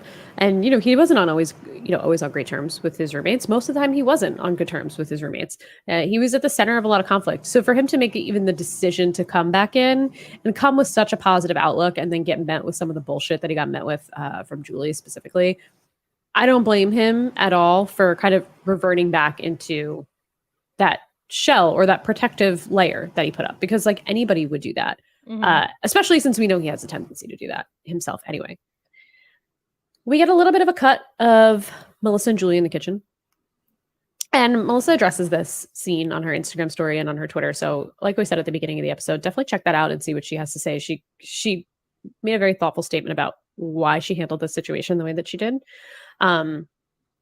But Julie basically is like, where do you see things going between us? And Melissa says, listen, you came to me with a true and authentic apology, and you addressed all the things that I was upset about. And she's like, if a person apologizes to you and you don't accept the apology, then you become the problem. And Melissa didn't want to become the problem. And Melissa ties a lot of this into her decision to convert to Judaism, and some of the themes that she studied, which I don't want to speak on because it's not my experience, but I would love to talk to her about this when we talk to her tomorrow, just a little bit more in more detail, because I found it very interesting and very enlightening.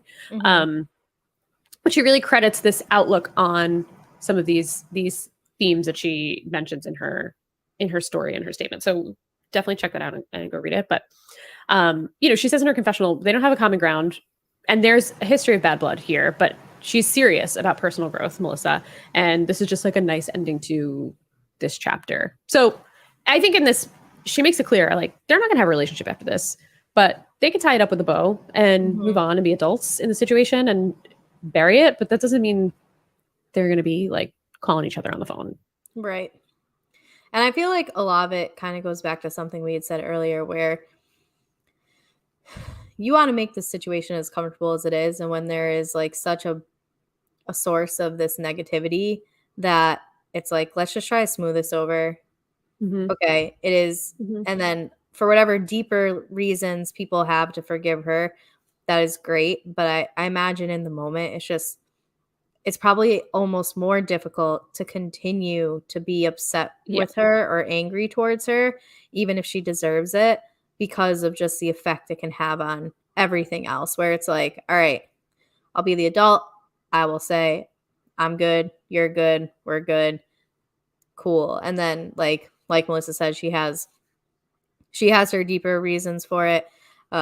Whatever Danny felt, Kelley felt like, I gotta go, like everyone has their different reaction, but I imagine they tried to do as much smoothing over as possible just for the sake of like their own comfort. Yeah, I think so too. And like, trust me, I hold a grudge. Okay. I'm not like always a forgiving person. I can move forward from things, but like I'm a grudge holder. So I would be conscious of myself, I think, in a situation where I had to live with a bunch of other people who seemingly were just like, let's just move on and have a good time with each other. If I was the sore thumb sticking out and being like, nope, I'm going to be the one that's difficult and hold a grudge, I might want to. It personally, I'm not going to forget that I don't like you. But I think at a certain point, you're right. It just makes things more difficult in general to keep that energy, especially in a group situation like this, when it just takes a lot out of you. It takes a lot out of you. And I just also think that Melissa is just so thoughtful with her words and her intentions. And I think she did such a great job holding Julie accountable this season, but also approaching the situation respectfully and maturely. So just can't say enough about Melissa and how it just feels like she really is the voice of true reason in this show. And we're just lucky to have a voice like hers on a show like this. So Julie's kind of like, oh, we're bonding and me and Melissa are in a great place. I'm like, that's not really what I got from Melissa. I got Melissa being like, listen, let's just move on Yeah. from this. This is the end of the chapter and that's it. It is what it is. She's like, we're bonding and we're in a great place. Everything's great between us. And I'm like, okay, Julie, I don't know about that. But she does say, like, I don't really realize what's going on with Tokyo. She says, out of all the people that I want to have a conversation with that I haven't, I thought it would be Melissa. I thought it would be Jamie, but it's really Tokyo. So she's just going to ask him the questions that she's been wanting to ask him. And if he wants to put a boundary up, he'll tell her that he has a boundary and doesn't want to talk about it. So she goes outside and she sits down with him and she starts asking all these questions. And this is such a moment, like, I feel like we didn't get a lot of like funny moments this episode, but this was one of the more funny moments of Melissa being like, I'm eavesdropping because she's getting the answers that I want. So I'm trying to listen and you all are talking very loud. That is exactly me, by the way. Me too. Like, hey, just shut up or like pretend to keep talking, but like I'm eavesdropping on this conversation right now. Yes. Like if Matt and I are out to dinner, I'm like, are you hearing this conversation? Like we just gotta wait. I just need I almost want to listen to like other people's conversations far more than have one of my own. Me too, because I don't have anything interesting to say. Drama is like some of my favorite shit. I love going out to dinner by myself and just like listening to the table next to me in there. Oh yeah, absolutely. Yeah, the best.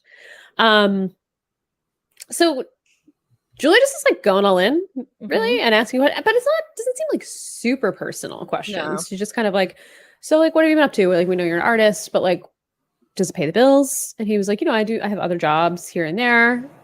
I was like unclear if he was like, yeah, I pick up a job if I need to, if the art isn't paying my bills, or if he just like does random jobs. That he says he worked in a taco shop. He has walked dogs in the past. She asks him if he's in a relationship and he's just like, nope, I'm single. He's like, that just kind of is what it is. He doesn't really give her a ton there. And then she asks if he has any kids. And like, again, we get like a weird, if you have ads, which I think you said you have ads on Paramount Plus. Yes. Yeah, I don't. I pay for them without ads. So like this seemed like it's like where we cut for a commercial, like a dramatic pause. But then he pretty much was just like, yeah, we're not going to go there. So I was like, oh, are we about to get a reveal? I just feel like they made this a thing and they didn't have to make it a thing, but they did. It was kind of weird. To like drive home the point that, I mean, for most people, no, you don't hesitate answering, do you have kids or not? Yeah. And so if like he's drawing a boundary there, then like you can't expect to ask much more personal things. Right. Yeah, totally. He just says, I don't think we're going to get into all that. It's just me and my typewriter making it happen. So Melissa's like, I'm coming in, like they're all talking loud and, she's trying to get information. And she kind of says, like, I've been pacing myself with you because I don't want you to feel like you have anything, like you have to do anything or anything that you don't want to do. And she's like, but I also don't feel like we have a clear picture of you and that feels purposeful. And, he's been leading with his art, but we don't know the day to day. Like, and she says, I'm fascinated to hear that you worked at a taco shop. Like, I didn't know that. And Tokyo says to us in the confessional, like, he's nervous. He doesn't want to be judged. His life is really intricate. And in order for him to share, he's really a proponent of building trust and then building the conversation from there. And we've seen throughout the season that his trust has been broken with a lot of the people in this house, specifically Julie. But I think even, and as we talked about, I know we like Danny, but I think, when Danny in the meeting called him like violent, I can imagine he took that very well because nothing that he did that night was violent. Right. And I know we talked about how we didn't appreciate that choice of words. I'm sure Tokyo didn't appreciate that choice of words. So I don't think it's only Julie that's making him feel like he probably can't share or is being judged, but I'm sure she's kind of like the catalyst to it all. Yeah, probably. I mean, yeah. What isn't she the catalyst to at this point? Seriously. He tells Melissa that, this is a pressure cooker for no matter how long they're in the situation, whether it's 6 months, whether it's 2 weeks. What point does it become just like a natural conversation? They're just constantly being pushed to share. And then Julie just kind of like gets up and walks away. And we get a really nice moment between Melissa and Tokyo. And she's like, I just want you to know, like, I'm your actual friend. She's like, we connect because of this. And she kind of like touches their skin, alluding to the fact that they're both people of color. And then she kind of says like, and this, and, I think she means like kind of mentally. But she's like, there's only 6 of us that know what this feels like from our season. She's like, out of those 6, like, you can talk to me. I'm here for you. Like, just know if you ever want to talk about it, I get it and I can really relate to you. And I don't want you to feel lonely in that. And he tells us, like, you could tell Melissa really cares and she gives this extra effort. She gave an extra effort to be an ally in the original season, and he really pushed her away without question. And we got a lot of flashback scenes of their relationship from the past and how she really, really did try with him and he was not open to it. So he really acknowledges that he missed the opportunity back then to get to know her. Yeah. And he's kind of taking that opportunity now. And he says, when I say I will utilize our friendship, trust, I will do that. And I love their friendship. I really, really do. I love them both. These two seem like truly the most two genuine people on the show to me. And their friendship like definitely has continued, at least from what it seems. Like in one of her string of tweets, Melissa's like, I got Coke call Tokyo or whatever. I think it was after the Come On Be My Baby Tonight thing. So yeah, he like, let's hope. That thing is like, I just, for his sake, I hope that he has found a friend that he can confide in, because like Melissa said, they've had a very unique experience together, and we can watch it. We can clearly misunderstand it. We can misinterpret it. We can see it from our own perspective. It can be misedited. Right. The two of them, as we know, have had this experience together and share deeper commonalities than some of the other people. And I do hope that like they do have a lifelong friendship here, because both of them deserve it. But I think Tokyo needs it. I think so too. And I feel like Melissa truly seems like such a genuine champion for him. Like, she's going to champion this man and she's going to gas him up because he deserves it. And I just love how genuine that everybody deserves a friend like that, who can kind of like really gas you up, even if you're not feeling it yourself. And it really feels like she is that for him. And we talked about it a little bit last week about how she kind of was talking about his music and talking about Come and Be My Baby Tonight and talking about how what like a cultural moment that was. It felt like she was like really building him up. And it seems like sometimes maybe he needs that. So I really, really love their friendship. I was talking to a friend earlier. Go ahead. Oh, go ahead. No, go ahead. Okay, so I was gonna say, one thing I do wish we got out of this is like an update on his mom, because that was the person that he seemed to genuinely care about the most. She came down to New Orleans when he sang the national anthem at the hockey game, and it just been the two of them for so long in his life, and I wish we got some sort of update on that. That's all I'd say. Yeah, me too. And yeah, I mean, I feel like, when we got the original house meeting, we talked a little bit about his mom, and you're right. I wish we heard a little bit about her. Yeah, I agree. I was talking to a friend who is also a very big Real World fan. And he kind of was like, have you caught up, and like, give me your ranking of the cast from like top to bottom. So I was like, obviously Melissa, and then I said Tokyo after. And he was kind of like, I didn't know what to expect. And I totally agree. Like, didn't know what to expect from David at the time, now Tokyo, coming back into the situation and what personality, not that he has multiple personalities, but like what his personality was going to be 22 years later. I don't know that any of us were expecting this version of Tokyo. And I think everybody's probably very pleasantly surprised to see kind of like the emotional maturity. Even if he is still kind of closed off in a lot of ways, I think he just genuinely is more accepting of himself and has really found a good place for himself in his life. So I'm just happy. I'm happy to see that for him, even if we didn't get as much from him as maybe we hoped that we would. Yeah, I agree.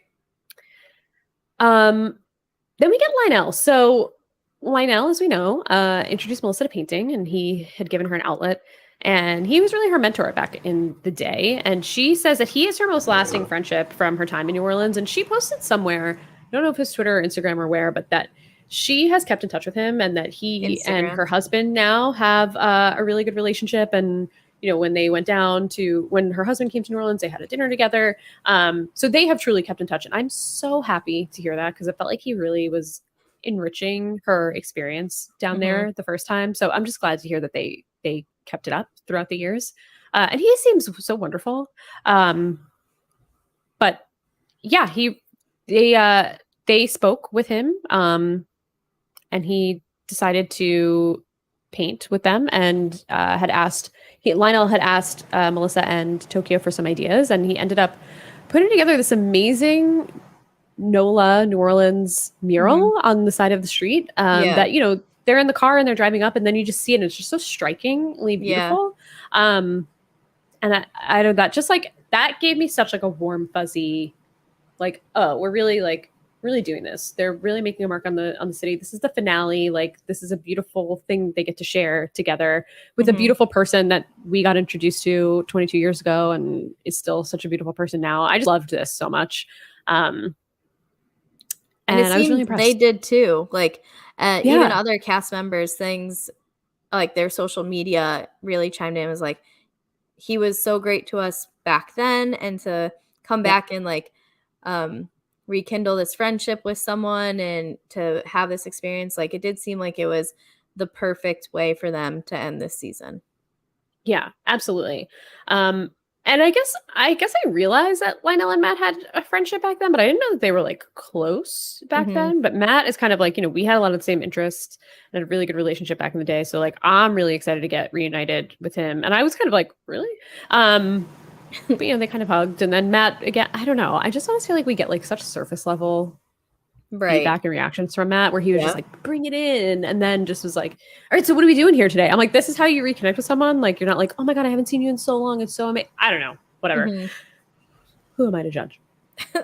But the mural is really about the impact that they had in New Orleans, and he reached out to Tokyo for some ideas, and Tokyo came up with the idea of a phoenix rising. So Tokyo tells us he was very excited because Lionel had reached out to him and asked him what represented him, and he told him the phoenix. And then, when they drove up and they looked at the mural, there was just this phoenix right there, huge, waiting for him. And he's just so excited to paint it and color it in. And Tokyo's kind of like that stood out right away to me. And I gravitated towards that.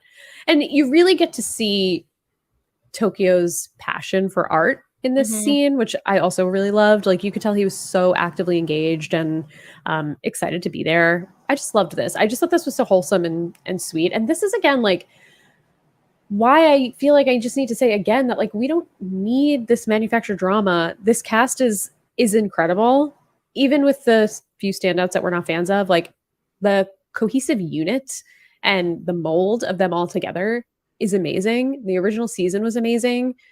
We don't need all of the bullshit. Moments like this are so beautiful to watch between this crew, and like nothing's happening. They're just painting and having a genuine time together. And we're still like, love this moment. It would be great to see, and I'm sure this won't happen, but production take away like the audience's response to this in terms of, okay, like what was appreciated more? Like, did they get more views out of the high tension episodes, or can you let things happen a bit more organically? Like, are they afraid of things being boring? But at the same time, like, it's on Paramount Plus. The people who are going to watch are going to watch because you have to go out of your way to get it. It's not just like you're flipping through channels at this point and it's there. Like, it's not Netflix. It's not Hulu. Like, this is a up and coming streaming service that the people are going to watch it regardless. So like, you don't have to force shit down our throats. Just let us enjoy like what naturally happens. And then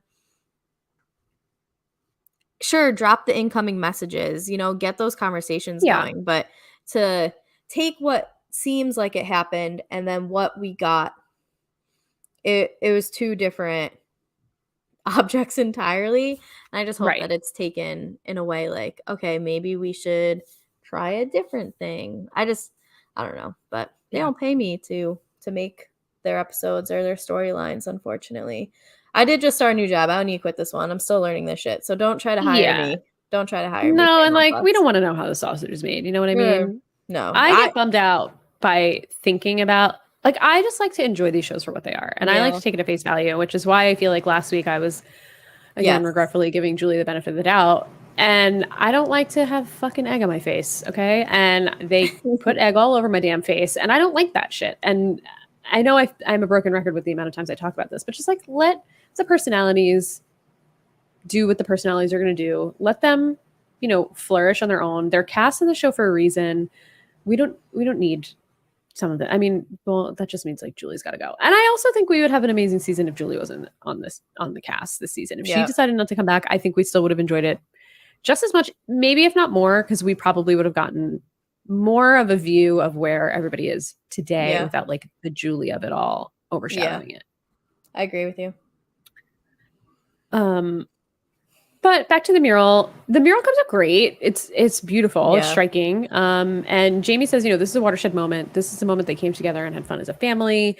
Tokyo felt like this really was a moment of creation and art, and he really felt at home with his roommates, which like I love to hear that. And he says, because they share a bond that no one else can, he wouldn't change anything. And he said, they're the oddest family that he's ever known, but they just work. And this was just a nice moment. I'm just happy that we got a wholesome ending to, given the way that some of this could have gone. I thought that this was a beautiful kind of like last activity they could have done together. I'm glad that we got Lionel. Still upset that we didn't get Elton. Yep. But what can you do? Yeah, exactly. Yeah. They could bring Paul in, but we can't get Elton. I know.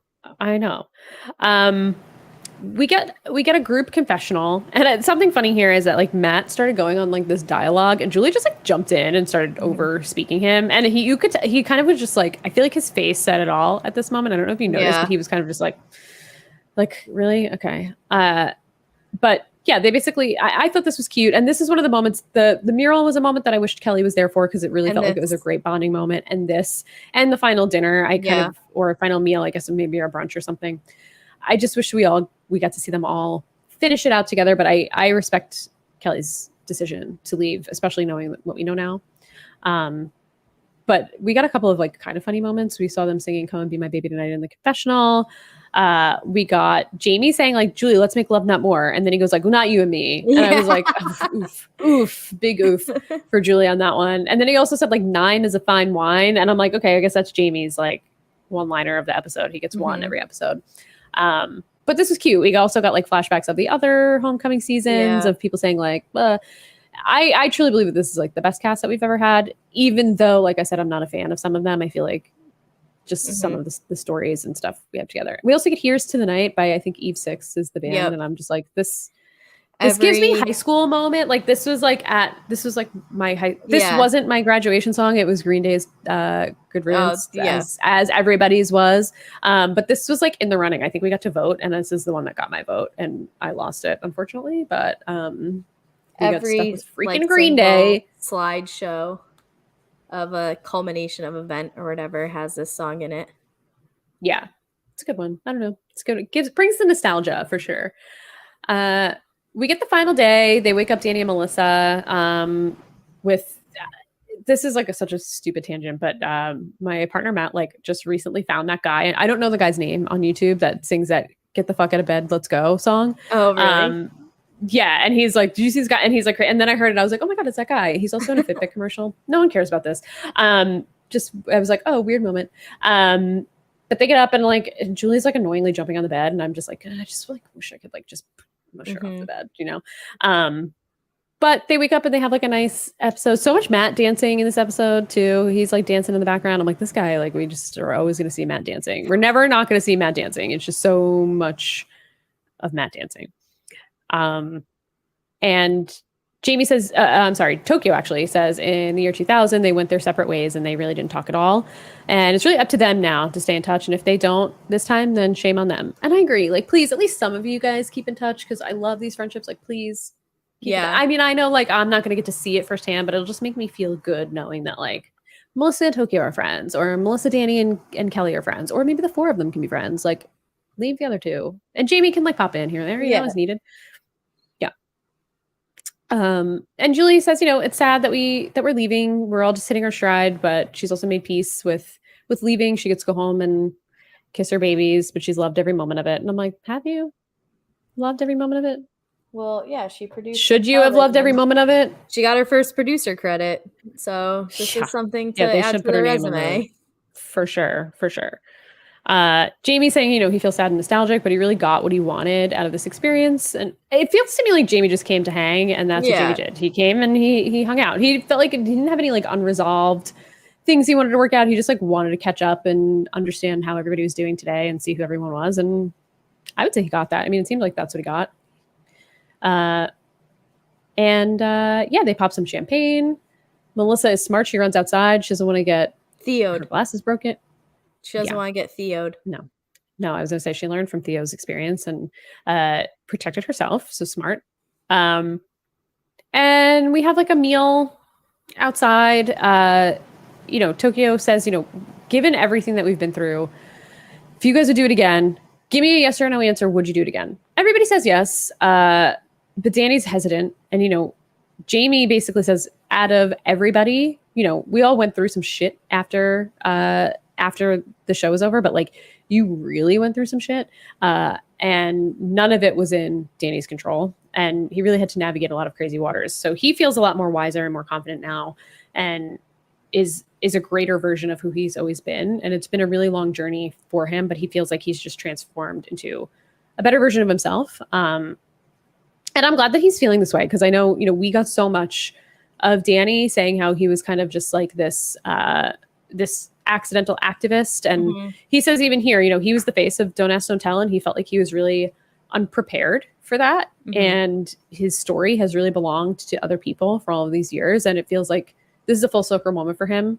And it feels like this is the final chapter where now he kind of gets to own it and he's more confident now in who he is and where he's at and with this experience. So I'm really glad that we got this kind of like final recap from Danny. I know we talked a lot about Danny in the beginning of the season. And then again, we talked a lot about a lot of things at the beginning of the season. And then it seemed like we shifted into this like weird Julie, Jamie of it all. And then things got a little bit more like cringy instead of like, what am I watching? How is this so problematic? It got into like, okay, now we're like very cringy. It feels like we went into like a weird wave. And when I say problematic, I mean Julie was problematic, not anybody else. And Matt.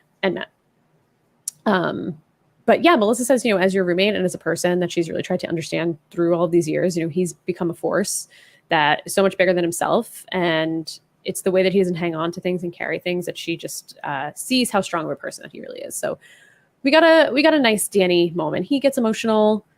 Julie starts to cry, whatever. And Matt's like, oh my God, you too with the crying and like gives him hug. But it's just sweet. I mean, it's like a nice, sweet final moment of them all leaving on a good page. At least it seems like, I mean, we're not necessarily now, but yeah.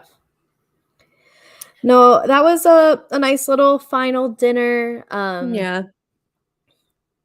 The thing that like took the most from this is among all the other things I say I need to look up, because clearly how many weeks have I been like, I need to buy a ticket to this brunch, and it took like being on the podcast to do it. But I really would like peer pressured you. Yeah.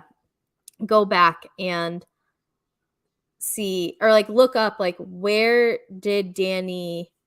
was he in like in pop culture, in culture, in just like the political scene as well, in terms of like 2000 to 2003-ish. Like what I would love to see how he was incorporated both willingly and unwillingly. He was everywhere. And yeah, I just don't remember it at all. So I'm pretty sure he was on Dawson's Creek. Oh, really? Like, wait, I remember being like, wait, this guy is on Dawson's Creek. Like, I just felt like he was everywhere back then. Yeah, he was huge. I think he was probably, I mean, Julie also was probably like a breakout star of that season. And obviously Tokyo as well for Come and Be My Baby Tonight, which was like a huge cultural moment. But I think in terms of just like face of the season, it was really Danny. Yeah. And that's something that I need to go back and just look at on my own, since I watched the season a week before Homecoming. So I was like Julie's husband in that I just watched it before the Homecoming experience. So that's just for me personally what I would like to see, because I know it's come up a lot. It's not like I don't believe it. It's more I just want to I want to see it myself. So I'm glad that they all seem to be in an okay place at the end of this. It's a nice little way to finish the season. I know after that, they kind of just like have their farewells. So this was really, really it. Like their last time together. Yeah. We ended this scene with another banger, Vitamin C's Graduation. Another obviously graduation song for the time. So great soundtrack for this episode overall. Brings me back to the year 2003, that's for sure. And And, Matt at this dinner says, people have been asking him for 22 years how everyone's been doing, and he hasn't had a good answer. And it makes him feel gross that he's lost touch. But now he gets to say, oh, here's how Melissa's doing. Here's how this person's doing. And he also goes like, who's David? And I think that was funny.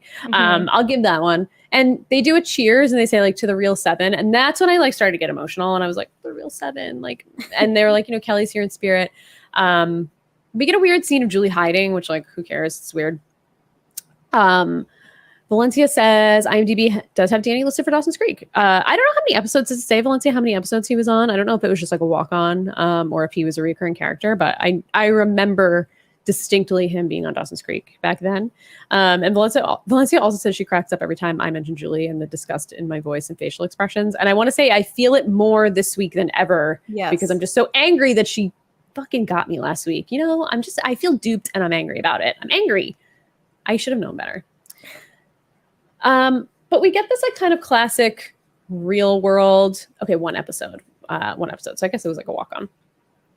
We get this like classic real world goodbye. This was like so big back in the day of everybody saying goodbye to each other. It wasn't as drawn out as it is in the standard seasons. The one thing that I really loved about this is that Melissa was kind of the narrator here, where I think in the original season it was Julie. It was Julie. And she was the last one that we got to see. And I'm like, give Melissa her flowers. She deserves to be the last one in this house.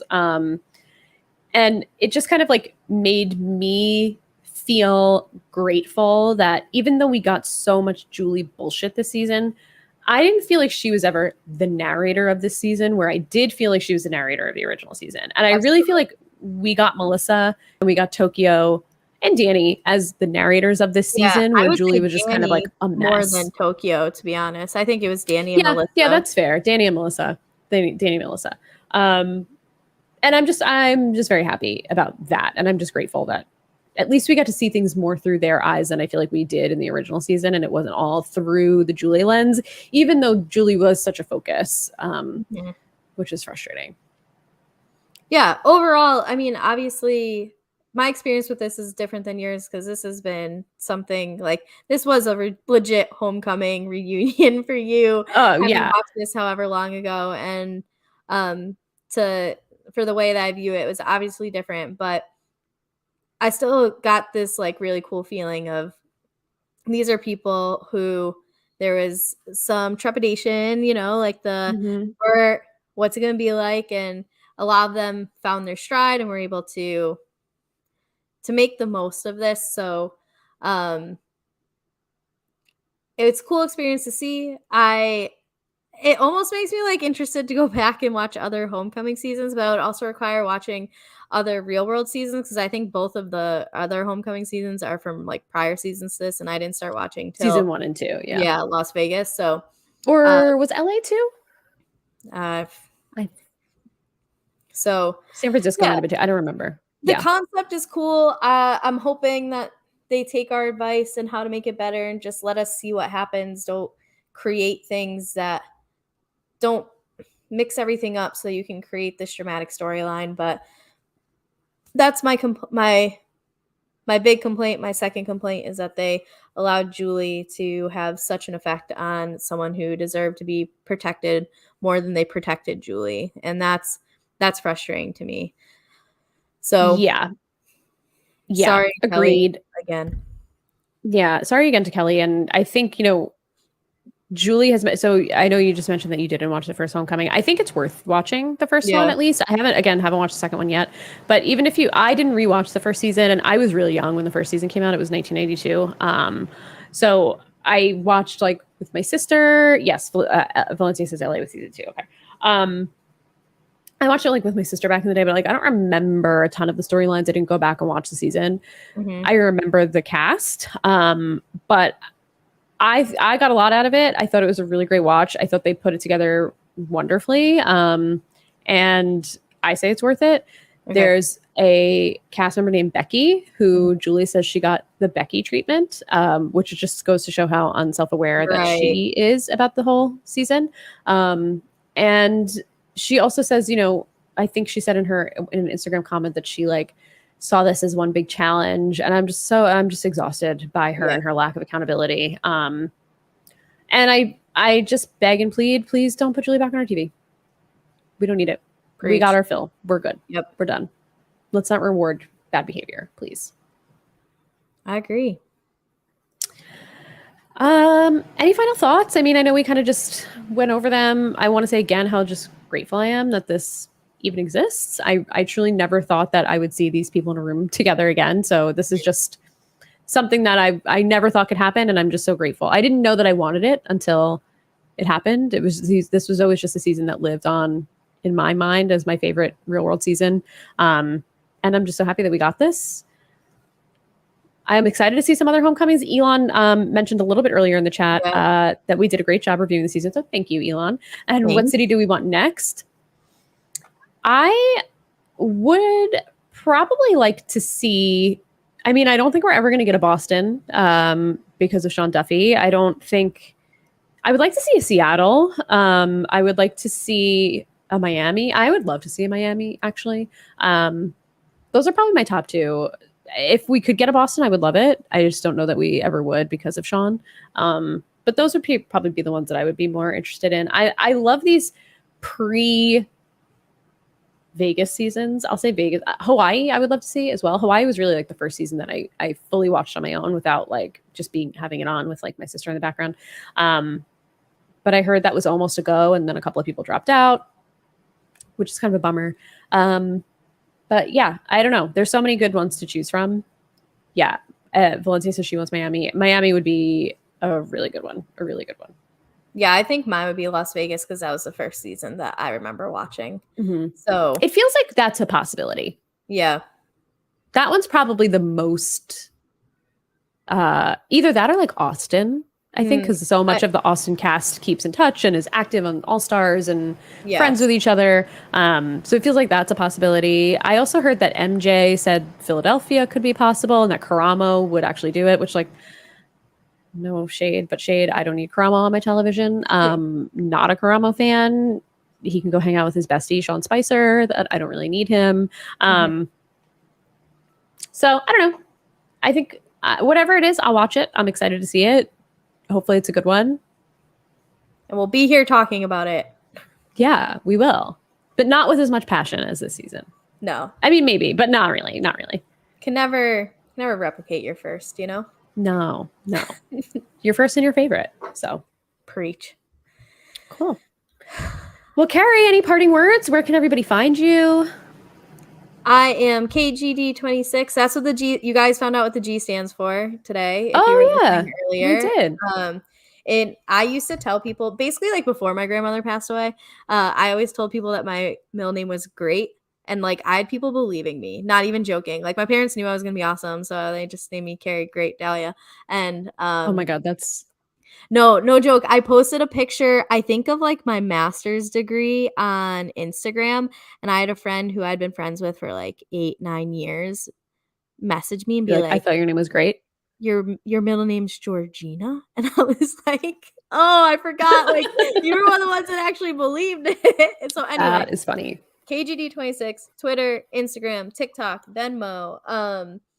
So been tweeting a little bit lately. I don't know about what, probably TV. But anyway, Silent Podcast. Let's talk about what we got going on here because that's where I spend the majority of my time. So we have obviously our interview with Melissa tomorrow, which again is so fucking exciting. So exciting. I just did a post-season interview on Alert with Josie with Alex, who played Nathan in The Circle, and his girlfriend. Great interview. Nikki. Yeah, it really, we got a lot of good feedback about it just in terms of like his character was kind of like the know-it-all, strategic, like cutthroat. And it really provided more of a sense of like why he did what he did. And he knew what he was doing and much more self-aware about it than he came across on TV. And it was good. So if you're a Circle fan, definitely check that one out. Then obviously Katie and I podcast every week about Real Housewives, and this is wrapping up. So is that my 4? Oh no, TJ Hates Quitters. Duh, the challenge. Dude, you're getting so much fucking challenge content from me from like the next 2 months because I don't know how much of an overlap there will be between All Stars and the Challenge USA, but we're going to be doing some preseason coverage. We're going to break down the Challenge USA cast into the 4 shows that they come from. So you'll have at least 4 preseason Challenge USA shows. It seems like we're going to get a lot of viewers. Each of the fans are bringing, or each of the shows are like kind of bringing their fans in. So hopefully it lives up to the hype. And got a special project coming up soon, like a week or 2 away. So we'll announce that a little bit later. But for now, that's it. Yeah. This Challenge USA season, I feel like, is probably one of the most spoiled challenge seasons of all time. I don't know if you're spoiled. I'm not obviously going to talk about spoilers. But it's like people were just really throwing it out there. So I saw the cast photos, I think today, and I was like, didn't we already like see this season? And I was like, oh no, we didn't see it. It's just that everybody in the world spoiled it on Twitter. So that should be an interesting watch. Yeah, Kari's doing a lot. So check her out in all the places. You can also find me on Silent Podcasts. But before that, you can find me on Twitter if you would like to, at RealSlimKatie. You can also find me on Instagram at RealSlimKatie as well, if you would like to. I'm not very interesting there, but you're more than welcome to drop a follow. You can also find me on Twitch at twitch.tv/RealSlimKatie with an underscore at the end. Talk a lot about all of the things there. So feel free to stop by. It's just very casual, chill. Not a serious gamer at all, so no stress there if that's not your thing. You can also find me on Silent Podcast along with Kari. I'm gonna say justice for our girl Sheree from Real Housewives of Atlanta. We just dropped an episode talking about all things with her loser of a man, Tyrone. How dare he? So check us out there on the Cool Water Show, where we talk all things Real Housewives. Kari, I don't know if you've heard, but there's a lot of rumors about new cities of Real Housewives, and these women just don't want to stress. It got shut down today on Twitter, thank you. I think. Thank you. I don't know who the person was that shut it down, but someone shut it down. So I heard that we really be opposed to like a Nashville season. Here's my not to go like too full Housewives here, but I have like an idea, and I don't know if you saw my tweet to Leo about it, but I haven't really been on Twitter much. Like, okay, let's say there are 10 Housewives franchises, right, running throughout the year. I think 6 of them should be on Bravo and 4 should be on Peacock. And then when like OC has a shitty season, sorry, you're getting relegated. But Miami, I love that. Fucking killed it. We're bumping you up to the big leagues. It's like the Premier League. OC should always be on Peacock. We never need them on our actual TV. Unless like Tamara comes back. But even then. That's my idea. Like, I want there to be like relegation and promotion within the Real Housewives, and because I feel like we're really gonna go for content and like make there be money incentives for the producers or something. You know what I mean? Like, if you're in the Bravo League, then you're making an extra 10 grand a year, and like, sorry, if you're in the Peacock League, like, you're missing out on 10 grand a year, buddy. Like, let's add some stakes to this. So that's my big idea. I like this idea. And I will say, and again, not to get too deep into the Housewives, the one thing that concerns me, I don't want to get a lot of the Julie syndrome on the Housewives and have people just making storylines up just for drama, because in Real Housewives of Atlanta, we're not getting a ton of real drama, but I'm just enjoying watching these women, as I've said, be genuine friends. This is what we're here for. We're here for the relationship with the women. They're entertaining enough on their own. But anyway, that's for another podcast. You saying, though, that got shut down gives me relief, because I don't know if I can handle having like 7 different housewives on at one time. So we would need to, that would be a lot. Aside from the Cool Water Show, you can find some of our Big Brother postseason coverage, Big Brother Canada postseason coverage on our YouTube and anywhere that you listen to podcasts. We have been talking to a few really awesome cast members from Big Brother Canada 10. We just recently spoke to Summer Sales. We spoke to Herman. We spoke to Kevin, our winner from Big Brother season 10, and they've all given us a ton of great information and some content. You can also find me talking about all things Obi-Wan Kenobi and Star Wars with Naomi and Isaiah. We'll be recording our new episode of that tomorrow. I foolishly stayed up until 3 o'clock in the morning, as if I thought I tweeted this out, but as if I thought I was like someone in my 20s and not my mid to close to late 30s. So yeah, there's that. That was a huge mistake. But other than that, that's where you can find me. And Kari just flashed the banner, but you can find Silent Podcasts anywhere you listen to your podcasts, on iTunes, Google Podcasts. I use Pocket Casts. We're kind of all over the place. Spotify, obviously. You can find us on Twitch at Silent Podcasts. You can find us on Twitter at Silent_podcasts. You can look us up on YouTube on Silent Podcasts.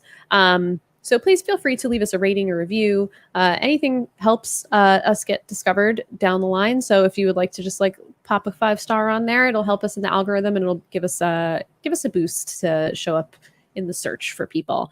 Want to also say a huge thank you to our YouTube viewers who tune in every single week. Yes. You guys have given us life every week. We've loved interacting with you guys, and you've been so loyal to us every week. So thank you guys so much for engaging and just being here and listening. To anybody who's listened to this show, I know I was so excited to talk about this, as we talked about in the beginning of the episode, and I approached Kari and was like, listen, I have a proposal for you.